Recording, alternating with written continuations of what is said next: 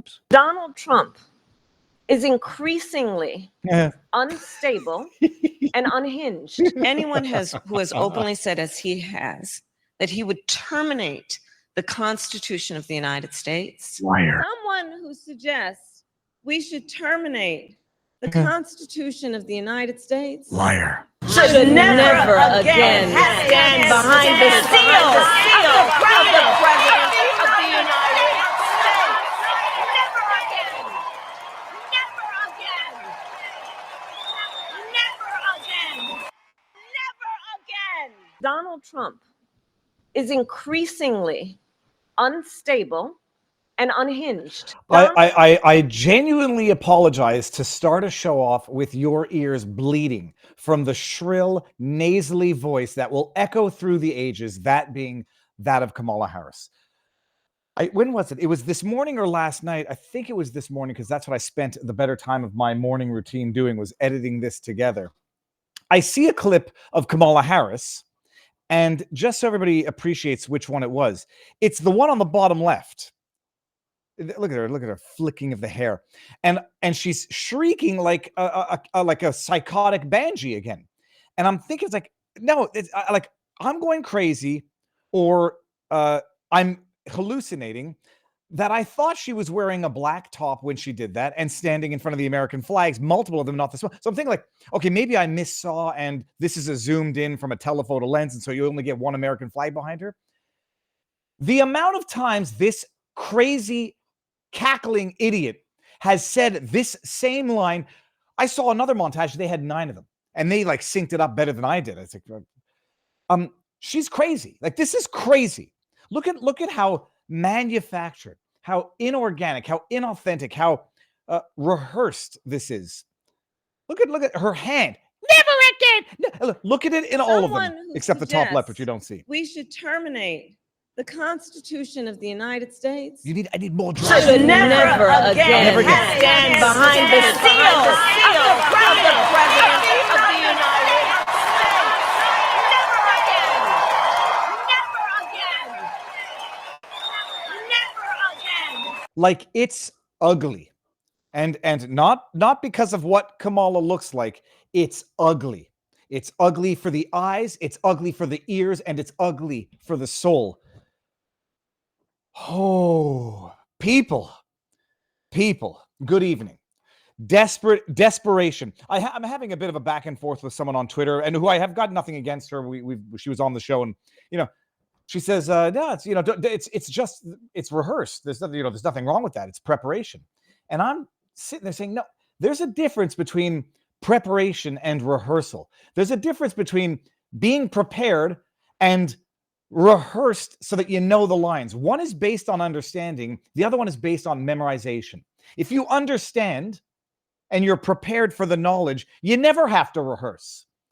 My kid right now is the lead in a play, and it's not exactly the same thing. I was like, do you understand the lines? Like, yeah, I understand them, but I don't need to understand them to know that my cue is when I hear the word here. My cue is when I hear the word sink. And I come in. I don't need to understand anything. I just need to rehearse the lines and memorize them. When you understand something, you don't need to rehearse for shiat, because you have the knowledge baked in and you can answer off the cuff. And the fact that Kamala Harris can't answer a question off the cuff and needs to be rehearsed means that she is a vapid, ignorant buffoon of the highest order. But don't take my word for it. Listen to Kamala. Oh, but rehearsed. When I say rehearsed, fake, phony, a big fat phony, to quote from the Family Guy. I see this because I'm going through all of the clips this morning, trying to put that montage together, and I see things, and I see them in a different way now. This is from the Michigan, the Grand Rapids, Michigan one, the one where she, never again, never. Oh my God, makes your eardrums want to explode. And I see this, and I see it in a different light this time. Watch this. Fake, phony, staged. Thy name be Kamala Harris. He's going to threaten the health insurance of 45. We need a medic over here. Watch that again.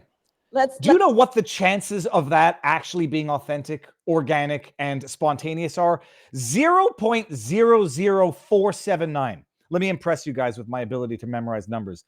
The chances of that being organic and authentic, 3.141592653589733. I believe that's the first 20 numbers of pi.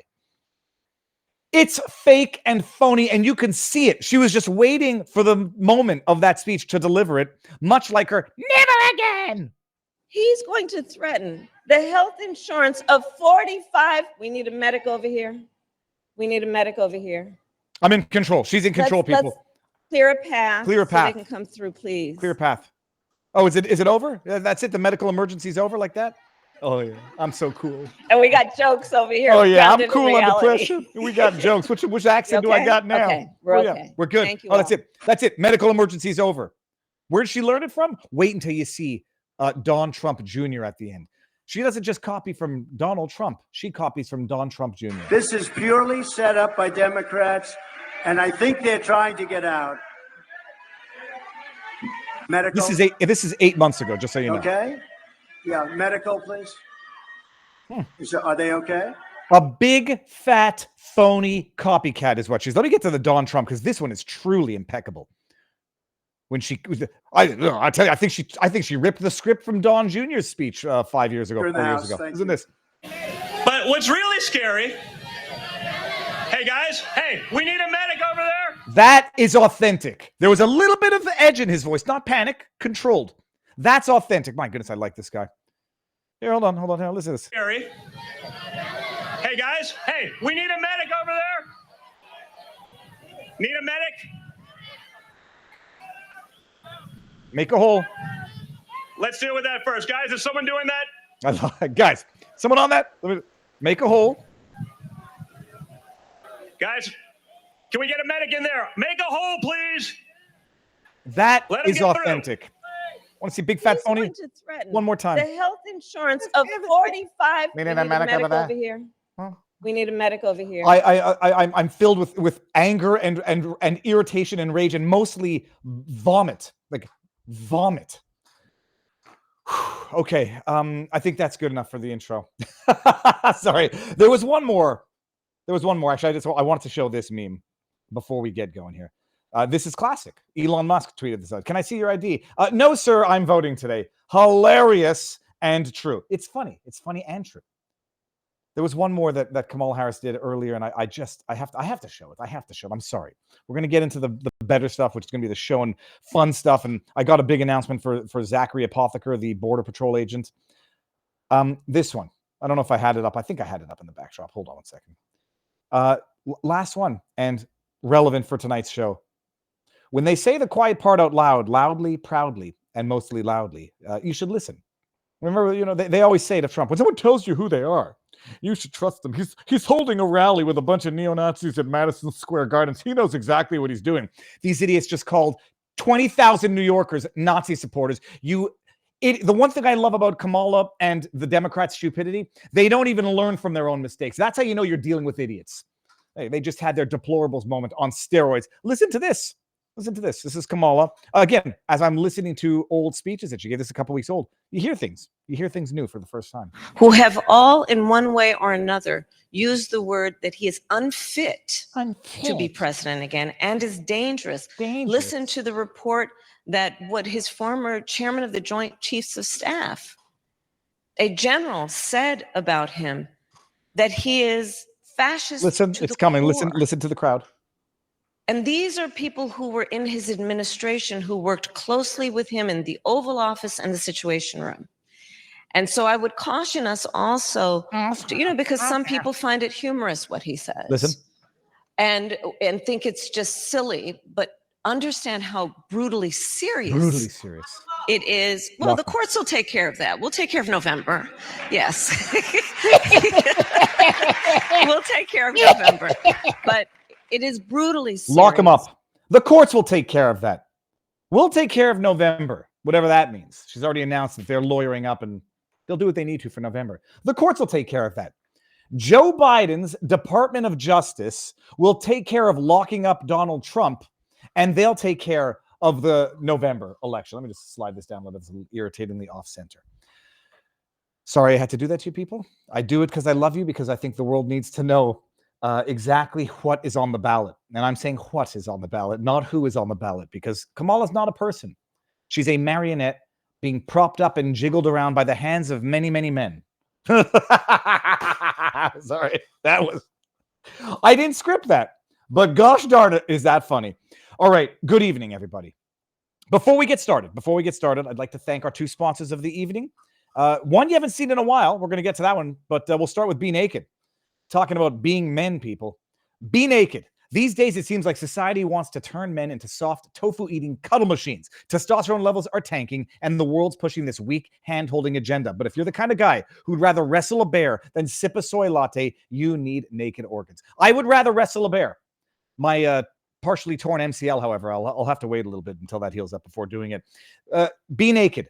It's not some lab-made potion made from the land of participation trophies. 100% pure bison organs, liver, kidney, heart, the kind of stuff that put hair on your granddaddy's chest, packed with B12, iron, zinc. It's the antidote to low T and all the nonsense out there. Keep your testosterone high and your masculinity unapologetic. Head over to benaked.com. Use promo code VIVA for 15% off. Let's make being a man great again. Head over to benaked.com. Promo code VIVA for 15% off. And hold on one second. Second sponsor, and this will be the last one of the night. One that I've been using, actually, and that I did not know that we needed until moving to Florida. How do I do this? I want to close this here so you can see it. Home title. Okay, let's close this one so you can see it. Home title lock, people. I want to tell you about a crime that's happening in the U.S. called house stealing, also known as title theft, where criminals can transfer your home's title into their name with just a single document and wipe out your equity without you even knowing it. Many of you know that I'm from Florida, where I live in Florida right now, which sadly has become the hotbed for this type of new crime. There's this family in Sarasota. Home Title Lock caught a cyber thief from New York trying to sell their property on a popular real estate website. The thief had fraudulently changed the title, but Home Title Lock quickly detected it and restored it back to the rightful owner. Imagine if they hadn't been subscribed to Home Title Lock. It could have been disastrous. If you're not monitoring your title, these criminals can get away with this, leaving you, the homeowner, to deal with the aftermath in court. It's a real thing. I actually looked into it a fair bit when we came down here because I had no idea. It's not as easy to do this in Canada as it seems to be in the States, and Florida in particular.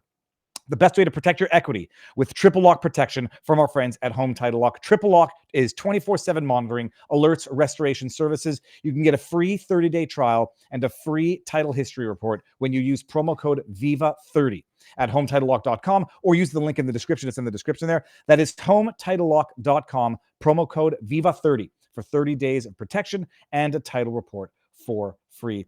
And it's one of those situations where when you hear of it happening, an ounce of a pound of cure is worth an ounce of prevention is worth a pound of cure. And in some cases, it's worth a whole hell of a lot more than that. So go check it out. And thank you to our two sponsors of the evening. All right. And now, people, an update. You remember I had Zach Apotheker on the channel. Zach is the Border Patrol agent from James O'Keefe's new documentary, The Line in the Sand. By the way, do you hear? Hold on one second. I'm just going to see this. Do you hear this? Wait. Do you guys hear that? If you do hear it and it drives you crazy, let me know. I've given Pudge a bone to chew on. There's no way. Let me know in the chat if you can hear that. Zach Apotheker is the Border Patrol agent in James O'Keefe's new documentary, Line in the Sand. He's the one who, blew the whistle by disclosing to the public the inadequacy of the border protections at the southern border and the real awful human trafficking that's going on. And we can all hear it, but it's fine. Okay, well, I'll take the bone. That is less annoying than her whining at the door, but we'll leave it at that. I'll turn the mic this direction. So Zach was in the documentary, and I had him on the channel. We talked for a long time, and he's a great guy.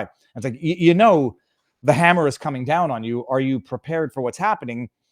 And I don't think he was, and I don't think he is. And I think this is going to be a matter of him growing his wings as he's jumping off this cliff, because he's jumped off the cliff for a righteous reason. I don't mean like suicide. It's the old Kurt Vonnegut, I want to say.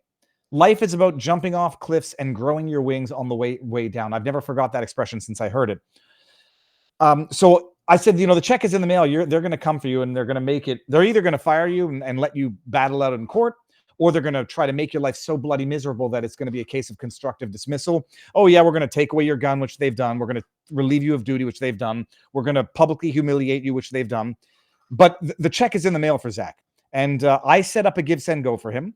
And I've turned it over to him. I have absolutely nothing more to do with it other than having set it up because some people are reluctant to ask for help, and some people might not know that they might actually need it. So I've set it up, and it's turned over to Zach. From what I understand, the update here, or the last thing that they've done, Slash is paid by $30,000, so that's what I set the target at.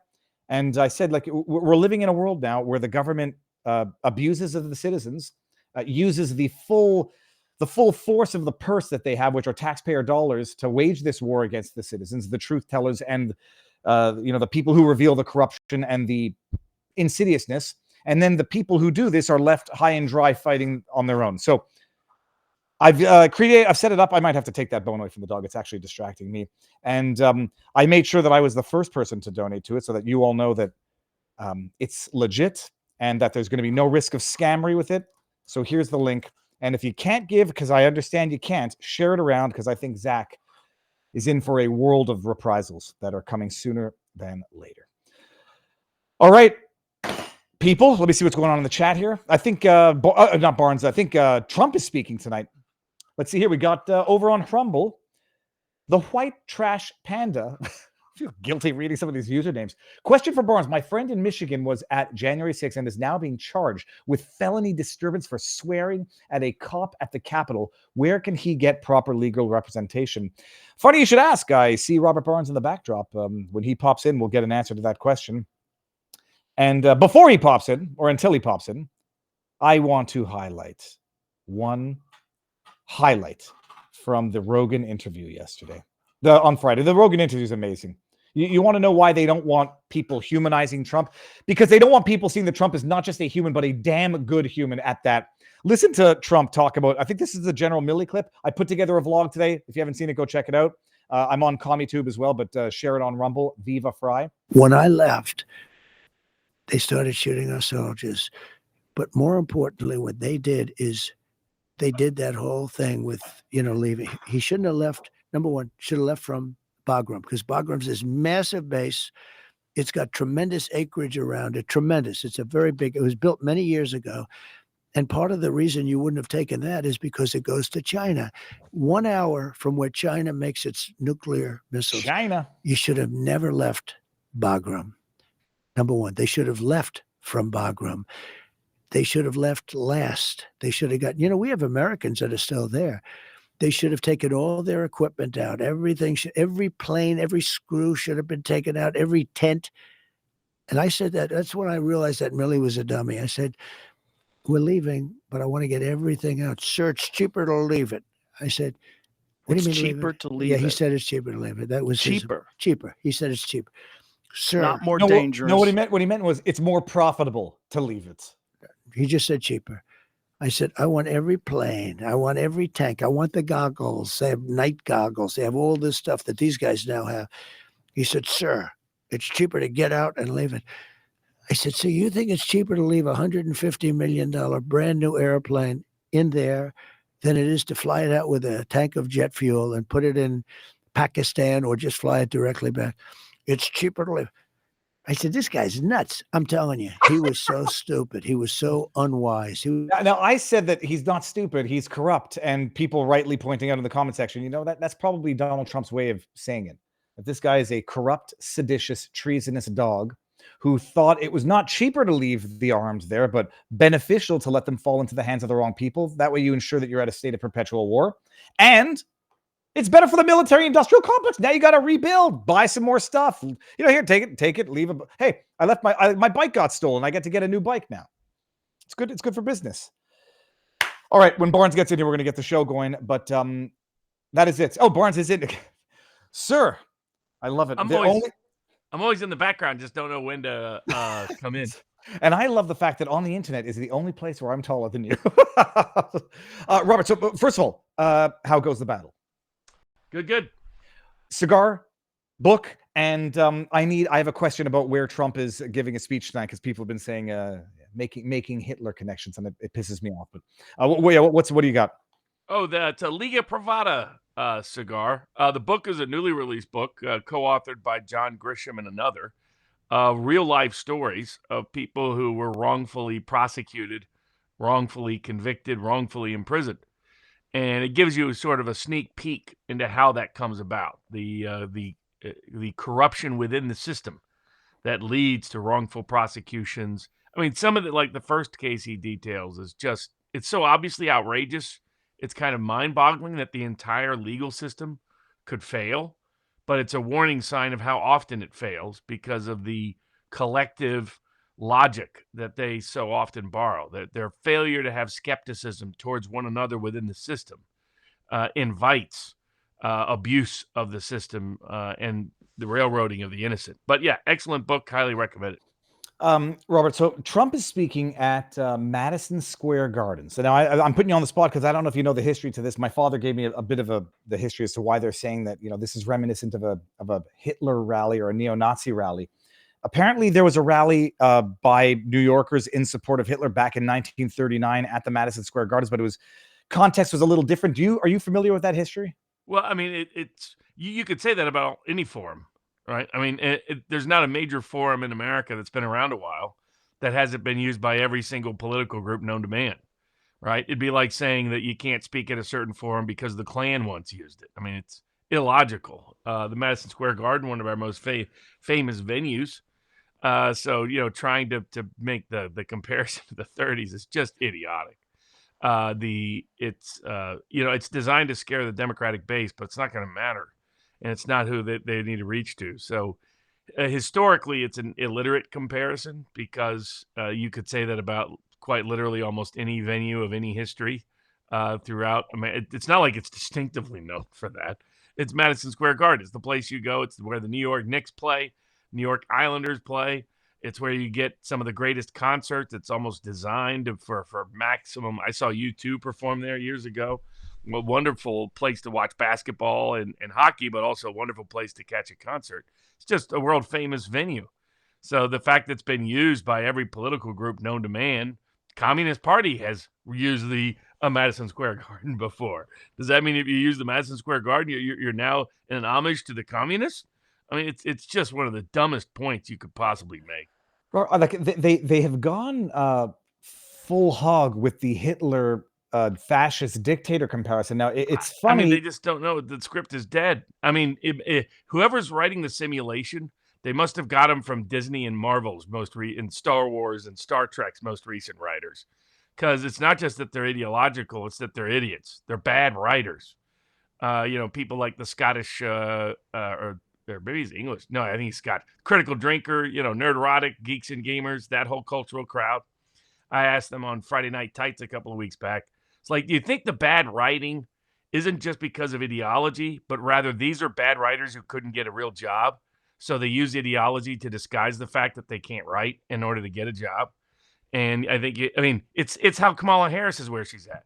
In a real competitive electoral environment, Kamala Harris is never the nominee for president of the United States of any major party. Well, I got to tell you, your prediction, or at least your analysis of why it wasn't or shouldn't be her, because despite what everyone thinks, Biden was a more popular candidate. I mean, it's played out impeccably in real time for anybody who's been watching the channel long enough. Yeah, no doubt about it. So but the idea you'd go back to the 2016 script, and it was, that had some plausibility when nobody knew Trump. When Trump as a White House person was uncertain. 8 years later, people's view of Trump is baked in the cake. And all it's done is got better in the last 4 years. And so it will have zero effectiveness. Zero. It's almost, to be frank, it's the worst possible line of attack they could bring. Is to reinvigorate all the stereotyping and caricaturing that has got to the point. They've cried wolf so many times that now when people hear them cry wolf, they get annoyed by it. Yep. And so it shows you that you have a despairing campaign, a despairing party run by incompetent people. And it's like the clip you were showing of Trump talking about Milley. This is the number of idiots we have in positions of power. And we just got to purge the idiots to start with, not just the ideologues, but the idiots. And they're all over the place. No, my concern is that they do it. I don't think they expect to sway anybody, but they might, get some unhinged lunatic like a Ruth 2.0 who thinks now like I've got to go do something, do what you think you'd need to do to an actual bona fide Hitler. Yeah. Madison Square Garden's a real secure, safe place. I mean, that would be a tricky thing to try to pull off. So and would that solve their problem? I mean, that would intensify and amplify their problem. So I mean, at this point that ship has sailed, and none of those options are viable options. That's why all the big tech guys are on the phone to Trump saying, "Hey, I never really disliked you. I was always a fan, really." That's why Bezos is telling the Washington Post, "We're not endorsing nobody. I'm not going to be on the receiving end of those contract denials." Chris Pavlovski's take on this was that Bezos and Washington Post, they make their money from AWS hosting, and so they don't want to burn any of the bridges that in general, that they see the writing to get some political cover. And so he doesn't want to be exposed. Same with the LA Times owner. He doesn't want to be exposed. So the smart people already know this game is up, and it's only Democrats sort of being desperate. But this always happens in the last week. In the last week, everybody accuses everybody else. I mean, Joe Biden went around and said if Mitt Romney's elected president, black people will be put back into chains.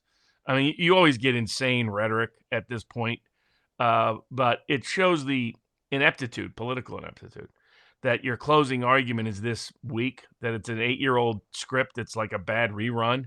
So I say it's like bad Hollywood. It's the same kind of people who have completely eviscerated the quality of Hollywood writing for about the better part of a decade, particularly with great brands that had inherited value. These are the people who run campaigns for the Democratic Party. And that's why they come up with lame scripts, lame narratives, lame storyline. I mean, they are even running an ad saying, you can't vote Trump because then you'll lose your right to porn. I mean, I was going to start with that. Of what's going to resonate. This is like imagine like a 23-year-old young woman who lives in Brooklyn, who's never worked a real job, who's never lived in the real world, who has inhabited safe spaces from the time she was 5, who thinks that The View is an independent view of American politics, who thinks Rachel Maddow is an honest paragon of truth and value. I'm not going to play the whole thing. It's almost too obscene to even play. I'm going to turn the volume off. It's ridiculous. Look at this. I thought this was a gag. This is like a Babylon Bee parody. And then it's apparently what they think is that Republicans want to be in your room while you jack off. Yeah, exactly. I mean, it's also you're trying to make that look like Trump, right? The Republican Party is too preachy. That works if your candidate is Romney or your candidate is Pence. Somebody like that. It doesn't work when the candidate's Trump. It's wild. What I was going to ask you is 2 things. Okay, so there's been no update in the sentencing. The sentencing, if it should occur in the New York case, is after the election, correct? Yeah, that's right. Okay. There has been no update in the New York Court of Appeals case, where they had what I think was some vigorous cross-examination by the judges. No judgment issued there, and we suspect that'll occur also after the election. I guess, well, we'll go over the menu in a second. We'll just get one off the top here. Trump filed, what is it? Is it a notice of motion in the DC court asking for basically the dismissal of the case because Jack Smith unlawfully appointed, and what do they call it? Appropriations funds that he is being used to prosecute this lawfare persecution, upwards of $20 million, is also unlawful because in as much as he was never lawfully appointed, he could never be lawfully procured funds from the purse of the Congress. What is the issue with like a notice of motion versus just making the motion? That's just a protocol, a procedural protocol, depending on the court. In some courts, you have to file a notice before, and you have to schedule the hearing date before you can actually file the motion. It varies by court, so that's just a procedural mechanism. It doesn't have any substantive consequences. The motion itself, we don't anticipate that corrupt commie Judge Chutkan is going to grant it. But meanwhile, what is going on that they are releasing portions of memorandi or memorandums? That's not what it is. Memorandi that Jack Smith is filing in this court. Am I understanding it correctly that the controversy here is that this case is supposed to be suspended pending an adjudication on the immunity argument, and that Jack Smith is still filing stuff and disclosing stuff to the public when Trump himself is unable to respond to it? I mean, effectively, mostly this is grand jury records and information. And the judge said that if she didn't allow the public disclosure of it, she would somehow be weighing in on the election. When obviously, by allowing the public disclosure of it during the election, you're trying to influence the election. It just exposes sort of how political she is, but it will have zero impact on the election. So it's mostly a waste of time that will just further remind everybody how political the legal system has become as it concerns people like Trump. And one last one, Robert. Let me pull it up. I put out a vlog yesterday, and I'm convinced that I'm in a portion of the, I don't care about Commie 2, but in the portion of the algorithm where I need to break through whatever suppression that they are putting on the channel. And I put out this video breaking down the McDonald's scandal of this picture that purportedly showed Kamala Harris in a McDonald's uniform. And I go full sleuth because I was suspicious that it didn't seemingly come from the Kamala Harris campaign. And then I go back and look, and it looks like the model of the uniforms from the 70s, late 70s, early 80s. And it turns out that whoever created this image pulled a photograph from an obituary of a Canadian woman who died in, I want to say 2007 from cancer, and they superimposed her face. Ironically enough, it was a white woman from Canada. And I guess a lot of the sycophants were so happy they found their evidence that they could now shut MAGA, Republicans up with by saying, here's the evidence that she actually worked there. And it was all a big fat scam. Someone in our locals community, I'm going to remember who it was in a second, rightly and I think astutely pointed out that it was probably a troll, a right-wing troll who did this, put it out on the internet, and then the idiots took the bait. Someone in our community had asked whether or not this could violate copyright, invasion of privacy, taking something off of someone's obituary page. Hypothetically, if this occurs in the States, I mean, is there any, not that there should be, but just for fun's sake, is there any cause of action for whoever was in the photograph, the family of, for someone ripping this off the internet? I wouldn't think so, no. I mean, this is somebody else's image, and it's used for meme and parody satire purposes, which is an exception to copyright law in the first place. All right, what do we got on the menu, Robert? The next week, we'll have a special election edition. People had been requesting that we do an analysis of some of the referendums and initiatives on state ballots and give some explanation from a legal perspective of what they mean, because there's debate in some places. Does it mean this? Does it mean that? So we'll take some of the top most contested and disputed state ballot issues, and we'll go through them next Sunday, right before Election Day, so people have a chance to have at least a better understanding of what these issues are, what the implications are, what the ramifications are. Sometimes these are deliberately written in a deceptive way. Sometimes there's conflicting ones. I think it's Nebraska. You mean the referendums of the issues that are on the ballot on Tuesday, like vote Article 4? God, I thought you were talking about the Quebec referendum. Oh, there's ones in Florida. There's ones in Nebraska. There's ones in Arizona. There's ones in Nevada. There's ones in California. Good. You know what's funny?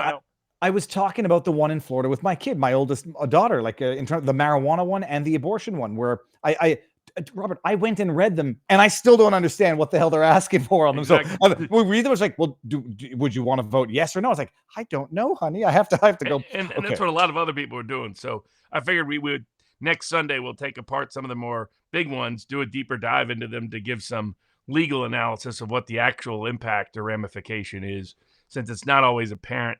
Open primaries is on the ballot in some places. It's sold as one thing. It may be interpreted as another. So all of those things get a chance to break down so that people can. We'll probably go through like 15 of them, some of the more prominent big ones in the bigger states. But that'll be next Sunday, right before Election Day. Tonight, we got election cases galore. We got voter rolls. We got overseas voters. We got late ballots. We got drop boxes. We got James O'Keefe undercover in Arizona, all triggering legal or political controversy this past week. We've got the Elon Musk having to fight it out with the Biden administration and the National Labor Relations Board over a tweet. We got a big win for victims of vaccine mandate discrimination coming from a surprising place. Arbitration and court injunctions, if you want to see how creative courts can be when they want to, and prevent other courts from competing with them, prevent arbitration when they're the ones that were the people driving arbitration. We have a case out of the Second Circuit exposing how inconsistent and hypocritical the courts can be on issues of arbitration, court injunctions. A big Second Amendment case out of the Second Circuit. Unfortunately, it follows up what some of us previewed and predicted after the Supreme Court sort of walked back parts of Bruin. And now that's what's happening down as that flows down and across the cascading across other courts. They're starting to strip away your Second Amendment freedoms all over again. So we'll get to that. Coach Gruden got a win over the NFL. We discussed that case previously, but the Nevada Supreme Court decided to reevaluate, and a big win for Coach Gruden. And last but not least, bankruptcy and retirement. People often, people are asking about Rudy Giuliani and all the insane execution of judgment in that ludicrous Alex Jones style case that was brought against him. One of the places you can protect yourself is knowing what's exempt under the bankruptcy laws and your state homestead laws. And often that gets litigated, what constitutes a retirement exempt from bankruptcy laws, et cetera. If Rudy Giuliani had a better asset plan before he went into that case, he might not be facing what he's dealing with now. But we'll recap some cases on that as well. Okay, and let me just get through some of these. We don't let them pile up. Viva, have you heard that Quebec's public health guru during the pandemic has had his license to practice suspended? No, I didn't, and I'm certainly going. I hope you're talking about Horacio Arruda. We got another one here from NetJess who says, Viva, trying to reach out with content ideas. DM screen grab and I will email you. Because if I give my email out, it's going to just turn into get too much. The rally was held by the German-American Bund, says the engaged few. Yeah, and apparently it was also, first of all, it was before America had entered the war formally, from what I understand. Yeah, and before Madison Square Garden itself actually existed in its current form. But they were a pro-Nazi group. There was a group that were. Ithaca 37 Cato says, did early voting in Maryland? This isn't scientific, but I saw only one Harris Wall sign while driving through the voting center. I did see one Trump Vance too, which I found surprising since this area is very blue. I'll tell you some interesting anecdotes if we're getting into that. If you want to know why the leftists make such lousy screenwriters, you should read an essay called, quote, What Shall We Ask of Writers by Albert Maltz. He was one of the Hollywood 10, and the essay cost him dearly. Well, let me go ahead and screen grab that. And last one, Pinochet. Well, last one for now. Pinochet Helicopter 2 is in the house. The grab by the pussy got married to a beautiful model, wants to take away porn. Yeah, right. Okay. Agreed. Okay, we'll get to the rest afterwards. All right, so what do we start with? You pick it. Oh, the number one topic for the board, unsurprisingly, were all the election cases. Well, so we can start anywhere there. Let's start with one of the ones that I'm more familiar with that I still don't freaking understand, coming out of Virginia, where a federal court comes in and enjoins as in prohibits the removal of non-citizens. There's 1,600 of them, so I don't know what major impact it would have. Enjoins the removal of non-citizens from the voter roll that have been expunged over the last several weeks and months. The judge said, and to steelman it, because from what I understand, apparently they found, let's just say a few dozen people who were expunged whose citizenship status is unclear, which I also don't for the life of me understand. How are they not, first of all, how are they not able to know who is a citizen and who is not? And how in the name of sweet holy hell does a federal judge come in and say you're not expunging from the voter rolls non-citizens who are bona fide non-citizens?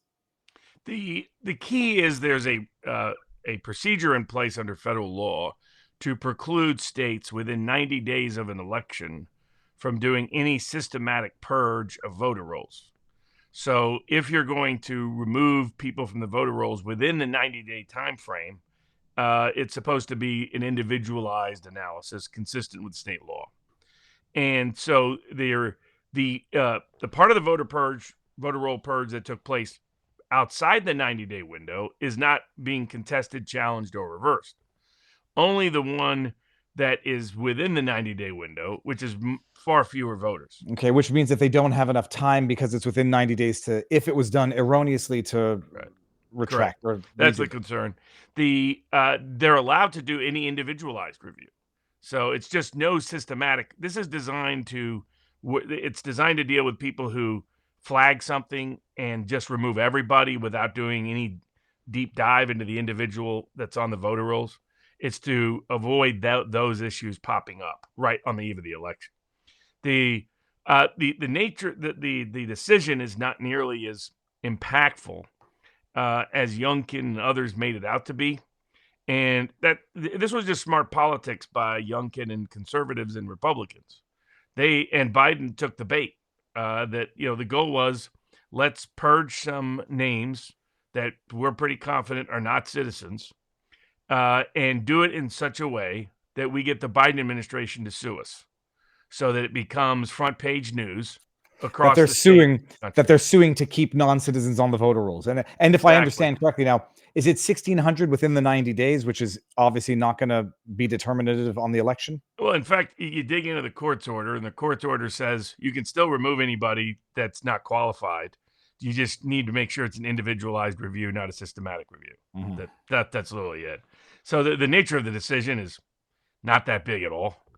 It was just brilliant politics played by the Virginia governor and Republicans to highlight an issue that makes the Biden administration look bad. Similar, just like the voter ID. I mean, like a popular meme that's going around now is you get pulled over by the cops and just remind them, no, officer, this is election day. I don't have to have ID. It's so stupid. Okay, so the Virginia one, it's interesting. It's not impactful whatsoever, but the headline going around now, that massive great victory. Politics by the Republicans. Now, one case that is impactful, going to your question, is the one brought by Texas Attorney General Paxton against the Biden administration. That here's how the rules work for citizenship. Federal law prohibits states from requiring proof of citizenship to register for federal elections. But at the same time, it makes it illegal for non-citizens to vote. And the way in which it's all enforced is the state has multiple access to all kinds of databases to confirm that someone is a citizen. The other thing they can do is they can request from DHS proof that an individual confirmation that someone is a citizen. And what's happening is DHS is refusing to do that under federal law. So that's where you have more problematic concerns, is when that part of the gatekeeping process breaks down. And so Paxton is sued, asking a federal court, please force them to provide the information that we're requesting that federal law requires they give us, to confirm whether or not this group of voters is for sure a citizen. And so that suit will be interesting to watch because it might have ramifications. If the DHS loses that one, they would be forced to disclose it in other jurisdictions as well. So, but that's one area where the legal system is breaking down. As some other people who wrote into us were asking about, the other areas of great risk in the election are mail-in votes. And there's twofold ways to flag those. One is to see whether or not the address of the voter that requested the ballot and returned the ballot, whether that address is a legitimate address. Is in there? You can look at change of address flags. You can look at, is it a post office box? Is it a building where everybody's registered to vote, but it turns out to be a church? Is that legitimate or not? Just having a flag doesn't mean it's an illegitimate vote, but it can it's flagged for further inquiry. And there are a range of these people had asked whether or not there's people out there paying attention to that. The answer is yes, there is. The second area of concern is people returning ballots that they didn't fill out, that that's not really them. Somebody else did it in some manner. There's been criminal cases out of Iowa and Georgia in the last 2 weeks where people were trying to do things in postal offices or otherwise trying to prevent ballots from getting properly either distributed or returned. In Lancaster County, Pennsylvania, they caught 2,500 people or 2,500 ballots that were fake ballots. How did they catch them? Signature matches, in particular, address checks, in particular, voter registration confirmation checks. Those are the three mechanisms by which you can detect and pick up some aspects of the fraud. So there are cases all across the country. And of course, Trump keeps publicizing that if anybody tries it again and he wins, that there will be great legal consequence to anybody who does so. That's basically a deterrent message, is what he's trying to send. So those cases continue to, and investigations continue to develop. Now, it's different than what James O'Keefe exposed in Arizona. Well, actually, just before we get there, on the same topic, California, I'm just trying to Google it right now. It's not urban legend. It's not misrepresentation that they actually did pass a law that makes it illegal to ask for ID on election day. Yeah. Well, at the voter polls, right. Yeah, but I mean, the thing is, almost all ballots in California are sent by mail-in anyway. It's like 95%. Almost nobody votes in person in California anymore. No, but if you go to vote in person and you show up and they do, I mean, what are they? If you voted by mail already, then they have your name scratched off. Almost most jurisdictions are that way. You just walk in, give them your name, and they give you the ballot. But then how do they know that you haven't already received one by mail and sent that one? How do they know you're not voting twice? They don't. They can check it later. Are there two ballots that came back in a certain person's name? Because they do check your name off as having voted in person. Okay. That's how you're able to track. That's how you see all these data, early voting trackers. That's how. Once you vote, you go into the database that you voted and how you voted. And so if you show up a second time voting, that triggers a siren, if you will. But when you show up in person, the ballot doesn't have your name on it. It's not individualized. No, not at all. Just a generic ballot. You show up, they check that you're registered, and then depending on what state, like here in Vegas, it's a more like a machine than a paper ballot, and you mark things on the machine, but then you get to see what it looks like, and they print out a receipt of what your ballot is, so you know what it is before it goes in. Okay. And now, so that at least quells not some concern, but I guess it would be easy to track that type of double voting, and that would be the only real risk. Or if they somehow had, I don't know, a list of people who didn't mail in a ballot and they can get their names and have illegals or somebody vote in their name. Part of the Trump election contest from 2020 in Georgia was people we were able to confirm, or Trump's team, I was part of it for a period of time, confirmed voted in multiple states or voted in multiple counties. And what that often is that isn't the person who did it. Somebody did it on their behalf. So that's how you track like change of address forms and things like that. Those are not perfect mechanisms, but one way, if you're going to try to steal an election, you do something with voter registration, either to change their address without them knowing, or they changed their address and you have access to the old address and you request a ballot at that old address, things like that. And then that's how you can find people voting in multiple states, voting in multiple counties within the same state. Somebody else was doing the voting on their behalf. It's very rarely that person is trying to vote over and over again. All right. And now, so what is going on with Nevada and James O'Keefe? I see that he's offering cameras. Arizona, sorry. What's the scandal? So he had sent some undercovers in to watch the training of people that were going to work the polls and the election offices in Arizona. And what he found was that they were telling them that they could not enforce the law on a whole bunch of areas, including ballot harvesting. That if somebody came in and they strongly suspected the person was harvesting ballots, they could do nothing about it. They couldn't flag the ballots. They couldn't ask any further questions. They couldn't follow up in any manner whatsoever. And if I may pause you there, harvesting the ballots meaning what? Now they're coming in with multiple ballots not in their name, and the argument's going to be, well, we're just delivering them for an old person's home down the street. Even in Arizona, that's against the law, outside of extraordinary circumstance. So that's what ballot harvesting is. You're returning somebody else's ballot. Okay. And depending on the state, there's different laws. Some states you can up to a certain number of ballots. In other states, you can't unless you have an affidavit that shows you're a relative and the person's disabled.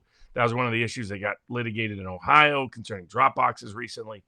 So it varies by state what the rules are. But in Arizona, there's specific rules limiting the ability to bring other people's ballots into the election. And what they're being trained by, what James O'Keefe found, is that they're being told you can't do that. And they're like, look at the Maricopa County election training quote. Where does it?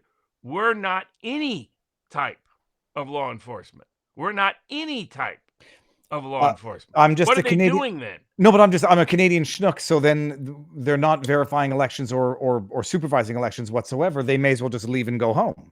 Exactly. That was O'Keefe's. That's the uptake from O'Keefe's point. So all the usual suspects in Arizona came out and attacked O'Keefe. Not only like Stephen Richer and that other Bill Gates, those guys, but also Garrett Archer, who's a former election official turned media guy, who used to be more balanced in his. You could always tell he was a Democratic leaning guy, but he wasn't over the top. Ever since 2020, he's gone over the top. He makes absurd statements. He'll go around accusing everybody else of lying and giving false representation. Anybody who challenges an election is now bad and evil. The election officers are the greatest in the world. I mean, he quit being impartial at all and became overzealous in defending elections, particularly in Arizona, which have just been a disaster. And he's become an apologist for the bureaucratic ineptitude of the Arizona election machinery, who are many of his friends and allies. Now he works at ABC. And so he came after James O'Keefe. And so I responded in kind. And it was like he accused James O'Keefe of misrepresenting when, in fact, the underlying quote he's referencing confirms exactly what O'Keefe says. What it is they went and talked to people and they said, yes, that the local Arizona officials have interpreted the law to have no enforcement mechanism for a whole bunch of election integrity provisions, including prohibition on ballot harvesting, which to me is absurd. And this is what Jeremy Duda actually. Let me see who Jeremy is. Dad, husband, Axios, Phoenix. Okay. It says Arizona GOP chair Gina Svoboda tells me the O'Keefe media video of Maricopa County poll worker training is a, quote, total misunderstanding, end quote. She emphasized that Arizona's ballot harvesting ban has no enforcement mechanism and that everything the trainer said is, quote, 100% accurate. Right. So now, by the way, that's a reminder that the Arizona local Republican Party is a complete waste of space. But because that means there's no misunderstanding there, because that's exactly what O'Keefe reported. And that's exactly what the person's saying. Where's the misunderstanding? How's there any misunderstanding there? The misunderstanding is that the Arizona officials are interpreting state law to be unenforceable when it comes to election integrity issues like ballot harvesting. And my point was that confirms O'Keefe's reporting, and that's deeply problematic. And also it contradicts what people like Garrett Archer, this guy from Axios, others have tried to claim. Like when somebody will highlight a problem with how elections are done in Arizona, they'll say, oh, no, we have a law against that. And then when you point out, but you're not enforcing that law, all of a sudden, well, of course we're not. It's like, what was your point initially? Were you lying initially when you said, don't worry, there's a law? Or are you lying now, Garrett? Which is it? This is covering up and apologizing for election ineptitude, and these are election fraud deniers. They like to go around and call everyone else an election denier. Nobody's ever denied an election. It's people like Garrett Archer are election fraud deniers because this is the same jurisdiction that says they're going to take weeks to count the ballots. Why? Well, they got to follow the law. Unless, of course, it's prohibition on ballot harvesting, then you can't follow the law. I mean, which is it? I mean, the Orwellian double talk from the apologists from the Arizona Election Administration is getting to a level that is just insane. It would be considered parody, even if it was Orwell writing it. It would seem like a satire on Orwell, because clearly it couldn't be this extreme. We can't enforce the law because we must follow the law. He actually said that. Garrett Archer said a version of that. We can't enforce the law because that would be taking the law into our own hands. What are you there to do but enforce the law and follow the law? And one minute you're following the law by not enforcing the law. The next minute you're enforcing the law by delaying elections for weeks. Well, and not just that, they say in one state, oh, it's going to take a while, a couple of weeks, we won't know. And then in Georgia, well, we can't implement that. That's Arizona. Yeah. And then in Georgia, they say we can't. State that says the law requires us to take all this time says they can't follow the law when it comes to ballot. That's even more hypocritical. I was just going to compare Arizona to Georgia, where they say we can't train the workers. It's going to cause delays. We can't have them count up the vote. All right. Okay. So this is a problem. Why should people not be panicking, Robert? Well, I mean, it's highlighting the severe issues in Maricopa County and with the whole system, and how we will need greater, more thorough, more detailed institutional reform.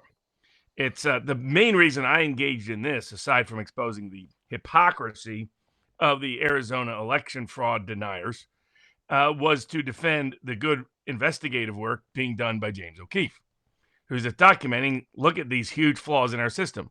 How is it that there can be a law in the books that says you can't harvest ballots, but if you're the election official who sees it, you're the very person who can't do anything about it?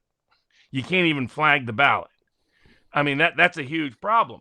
And the same people apologizing for this, like Garrett Archer, are saying that our elections are so pure in Arizona, so pure, they're like the purest in the world. It's like, this is what you're defending? I mean, it's becoming levels of inanity and insanity to try to apologize for this nonsense.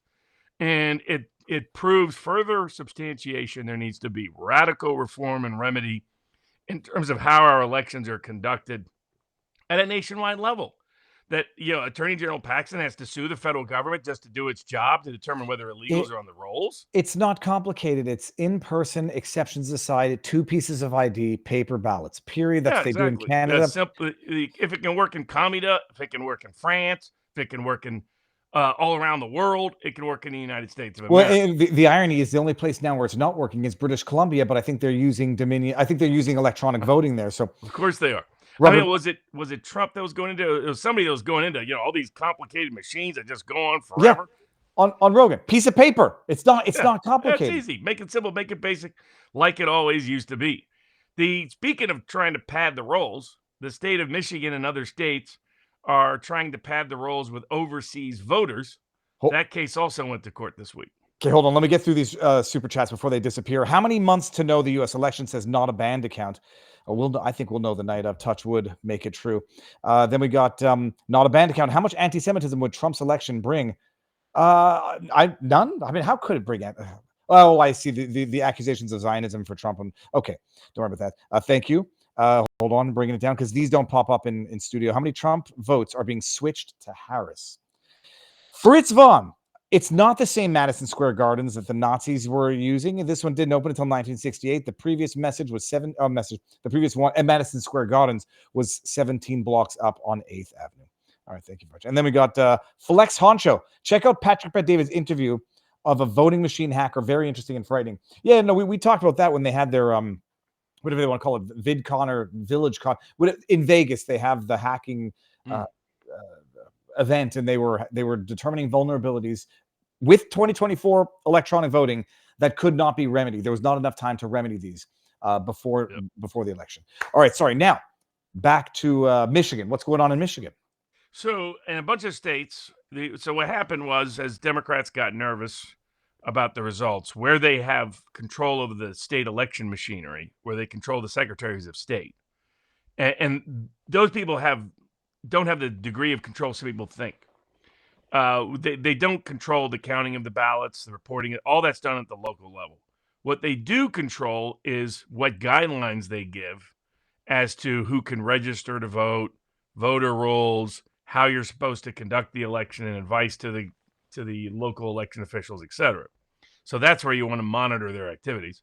Well, they went out and they sent out a bunch of stuff to overseas voters saying, hey, you can register right here online to vote in Michigan. And the problem was it was contrary to what the federal law says.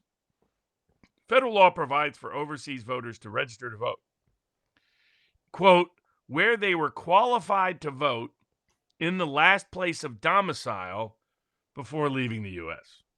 So it's not this unilateral declaration of where you've decided to suddenly make your domicile a swing state on the eve of the election. That's not federal law. Federal law is you get to register in the state where you established domicile previously. And what they did in Michigan is they said, well, as long as you're related to somebody who's a Michigan registered voter, then, or a Michigan resident, then you too can send in your ballots. They're just desperate for whoever ballots they can get from whatever source they can get. So the suit was filed, and of course, the judge used, latches, standing, all those pretexts to refuse to rule substantively on the merits. And it was the Court of Claims of Michigan, which is a Democratic-leaning court, and it said even if the substance was dealt with, they thought everything was fine anyway, because that's the nature of how elections are truly conducted here. So they're going to get away with padding the rolls with some overseas voters. What I can tell you is these numbers are very small. How much are they typically? And they're talking in the millions now. And other than, military, what is the substantial, which would lean right, I presume? What is the major demographic of overseas Americans who can vote? See, the issue is that most overseas voters that are really politically engaged, that are Democratic-leaning voters, are already registered to vote.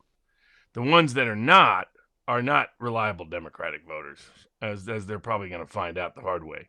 But even then, you can track voter registration to see how many are actually showing up. So there's people that have hit kind of a panic button and said millions are going to be voting tomorrow. Well, that's not the case. I guess it's good clickbait. You can track the registration rolls. It's going to be like a few thousand in different states that register related to this in new states. The other thing is this. A bunch of people don't want to do this because they don't want to be subject to state's taxation. So, there's a bunch of people that live overseas. By golly, they shift their domicile to a low-tax state. They don't want to suddenly be a Michigan resident, New York, Pennsylvania, frankly, any of these states, other than maybe Nevada. That you could convince them to do. No income tax. Florida, maybe no income tax. Texas, etc. But they're not in a rush to do that. So the actual number impacted will be low. But it's another example of how the election laws need to be tightened, because every cycle they're figuring out new scams to try to sneak in a few more ballots that are not legal ballots to begin with. Well, I'm trying to find the numbers for the Michigan voting in 2020. What was the Michigan went to Biden. Millions of votes in Michigan.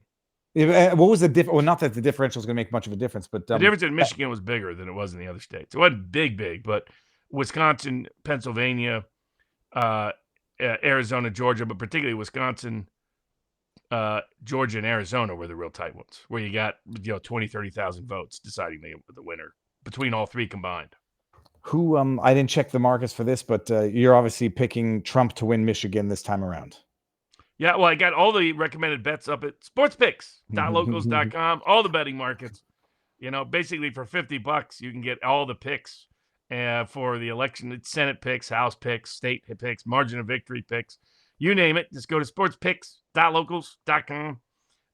Join, and for you'll more than pay back that very, very modest investment if you do it. That's where I've got all the picks. Now, one state that is trying to impose some more election rules that won in court this week is Ohio. Okay, hold on 1 second. Before we get there, let me bring... who was it? White Trash Panda said, don't forget my question for Barnes at the beginning of the stream, but I don't remember what it was now. Buffalo Betsy in our locals community says, don't forget Jan 6 legal counsel needed question someone asked. I'll go to that in a bit. Buffalo Betsy, I am loving what RFK Jr. said about Trump having no lobbyists in or on his transition team. I just heard that today, and I hope they are really putting that out there. I think that appeals to both sides. So no, I think the RFK coming out with the health issue stuff now, and they're doing the Maha is doing great stuff. Eric 4x4 says, I'm kicking myself. I just spent a week working in Lancaster, Pennsylvania, and it wasn't until I got home that I realized I was only a few miles from Amos Miller. Robert, what's going on in Ohio? So one of the issues that popped up in 2020 are all these drop boxes, famously portrayed as problematic in the documentary film by Dinesh D'Souza, 2000 Mules. And the reason is it interferes with the chain of custody of the ballot. You don't know whether the person, if a person goes into the voting booth, fills out their name, goes in, fills out the ballot, brings it back, they did the ballot. Nobody else did the ballot. By contrast, you have some risk with mail-in voting anyway, but if somebody else is returning the ballot, that risk goes up dramatically, right? That they may have intercepted the ballot, they may have stolen the ballot, they may have done the ballot, filled it out themselves, etc. And these drop boxes that were funded by Zuckerberg in 2020, in substantial part, facilitated untrustworthy ballots because of the interference in the chain of custody of those ballots. So Ohio came in and said, look, we're not going to allow insanity to develop. If you're returning the ballot and you're not the voter, you need to fit the traditional legal definition. That's a certain kind of custodian, disabled circumstances, things like that. Not just Joe Schmo, not NGO, whatever, not one of the 2,000 mules.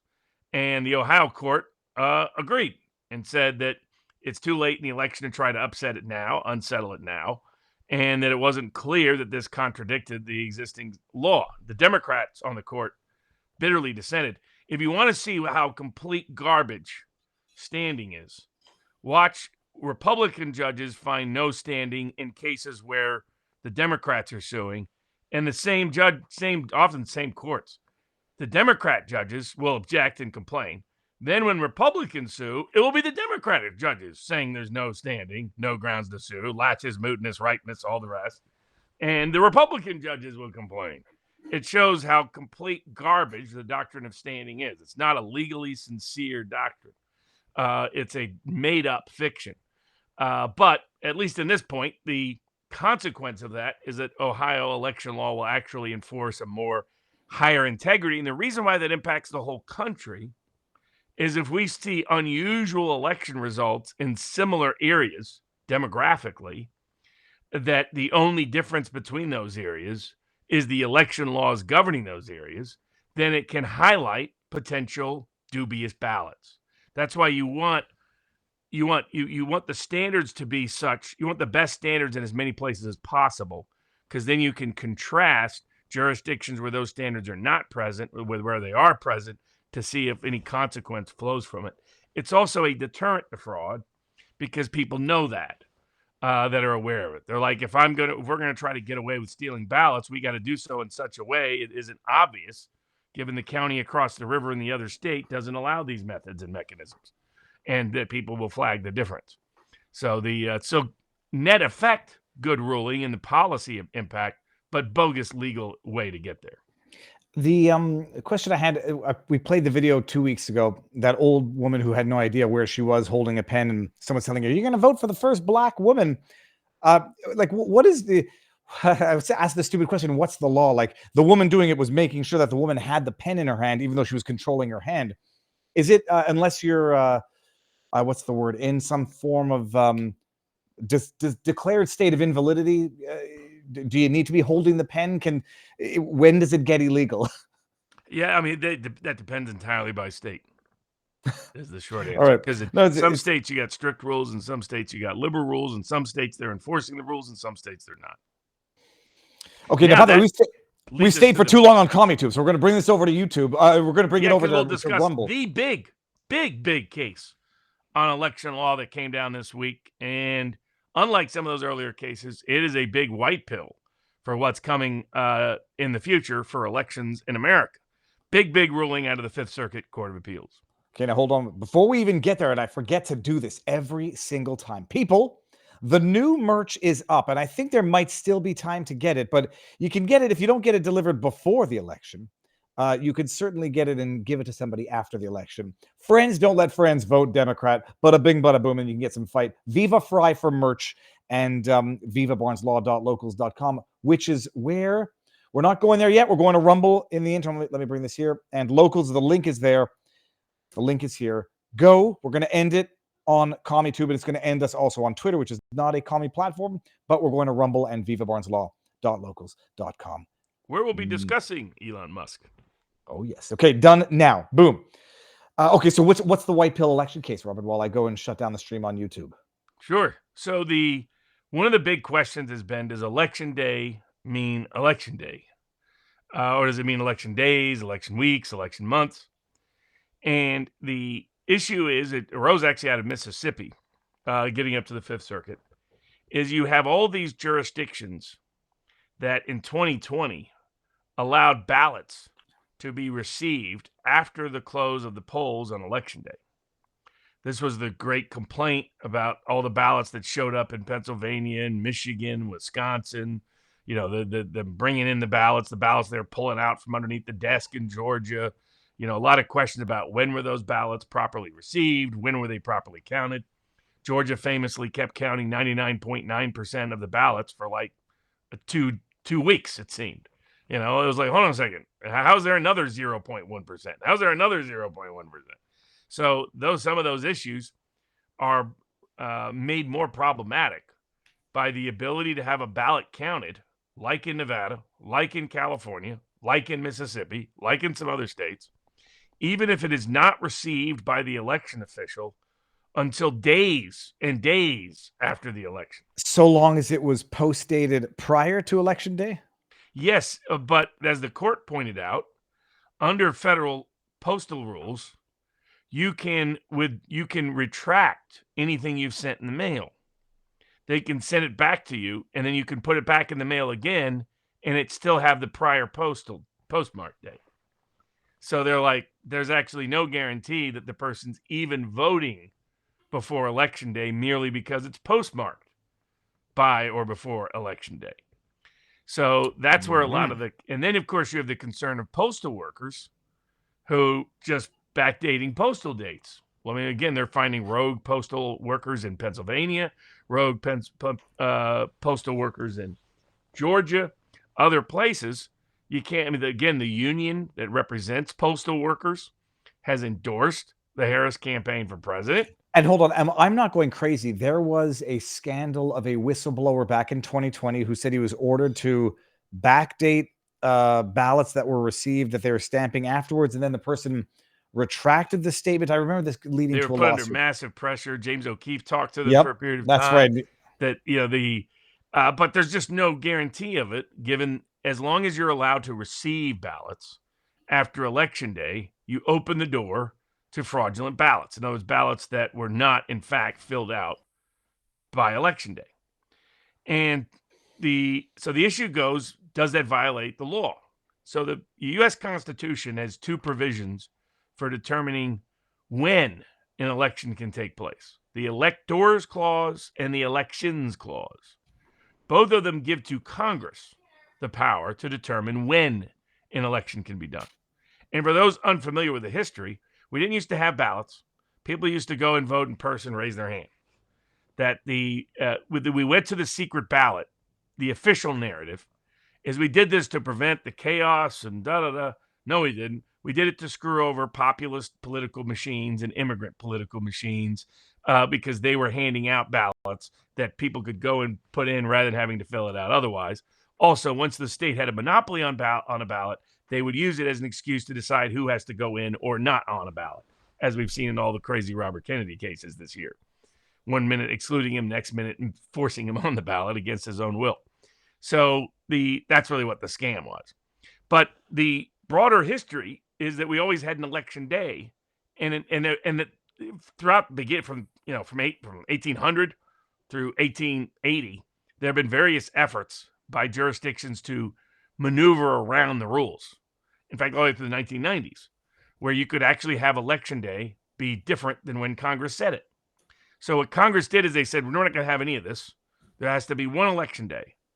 And for the presidency, one election day for any federal office. And in fact, it has to be the same day in presidential years. And then you have for the House, you have every 2 years, you have other offices that get elected and so forth.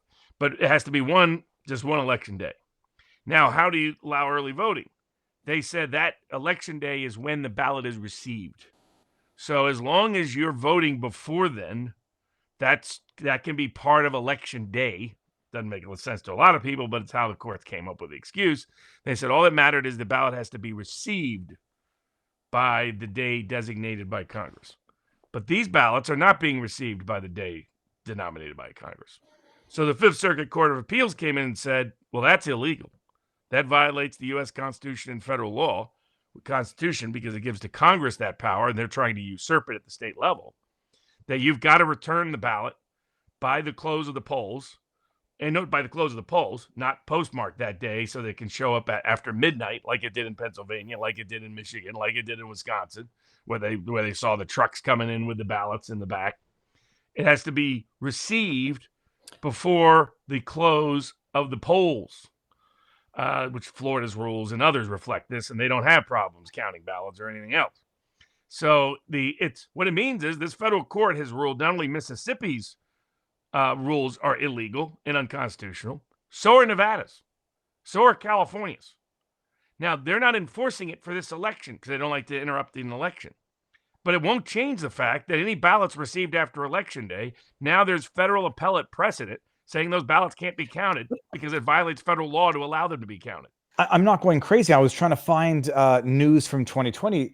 This was an issue where they were counting ballots that were received within 4 days, 7 days of 2020. The Pennsylvania one went back up and down before the Supreme Court. Well, hold on, but U.S. Supreme Court never resolved the question. Okay, and so that's what I was going to say. To that issue was not adjudicated on the merits, obviously, in 2020, which is now we're getting Fifth Circuit Federal Court of. So there are circumstances in which the Federal Court of Appeal can override a state's voting or counting procedure. Well, I mean, they're declaring whether or not these ballots can be counted legally, and they're saying these ballots are illegal.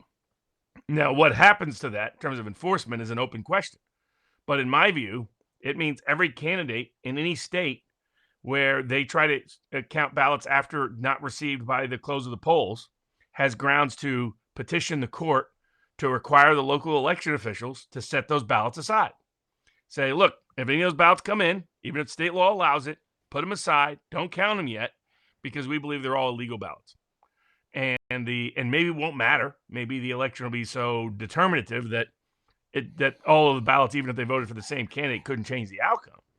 But I think in every state that allows ballots now to be received after the close of the polls, every candidate has grounds to challenge and not allow those ballots to be counted until that issue is resolved, unless it's made moot by the election results, based on this decision. All right, amazing. Let me highlight something here, Robert. We've got a new member of the VivaBarnesLaw.locals.com community, Michael 140. If I had a bell here, I don't have a bell here. I'll hit the lectern. Take a stand lectern. So I was texting Adam. We still got to auction this thing off. We're just waiting for a good time to do it.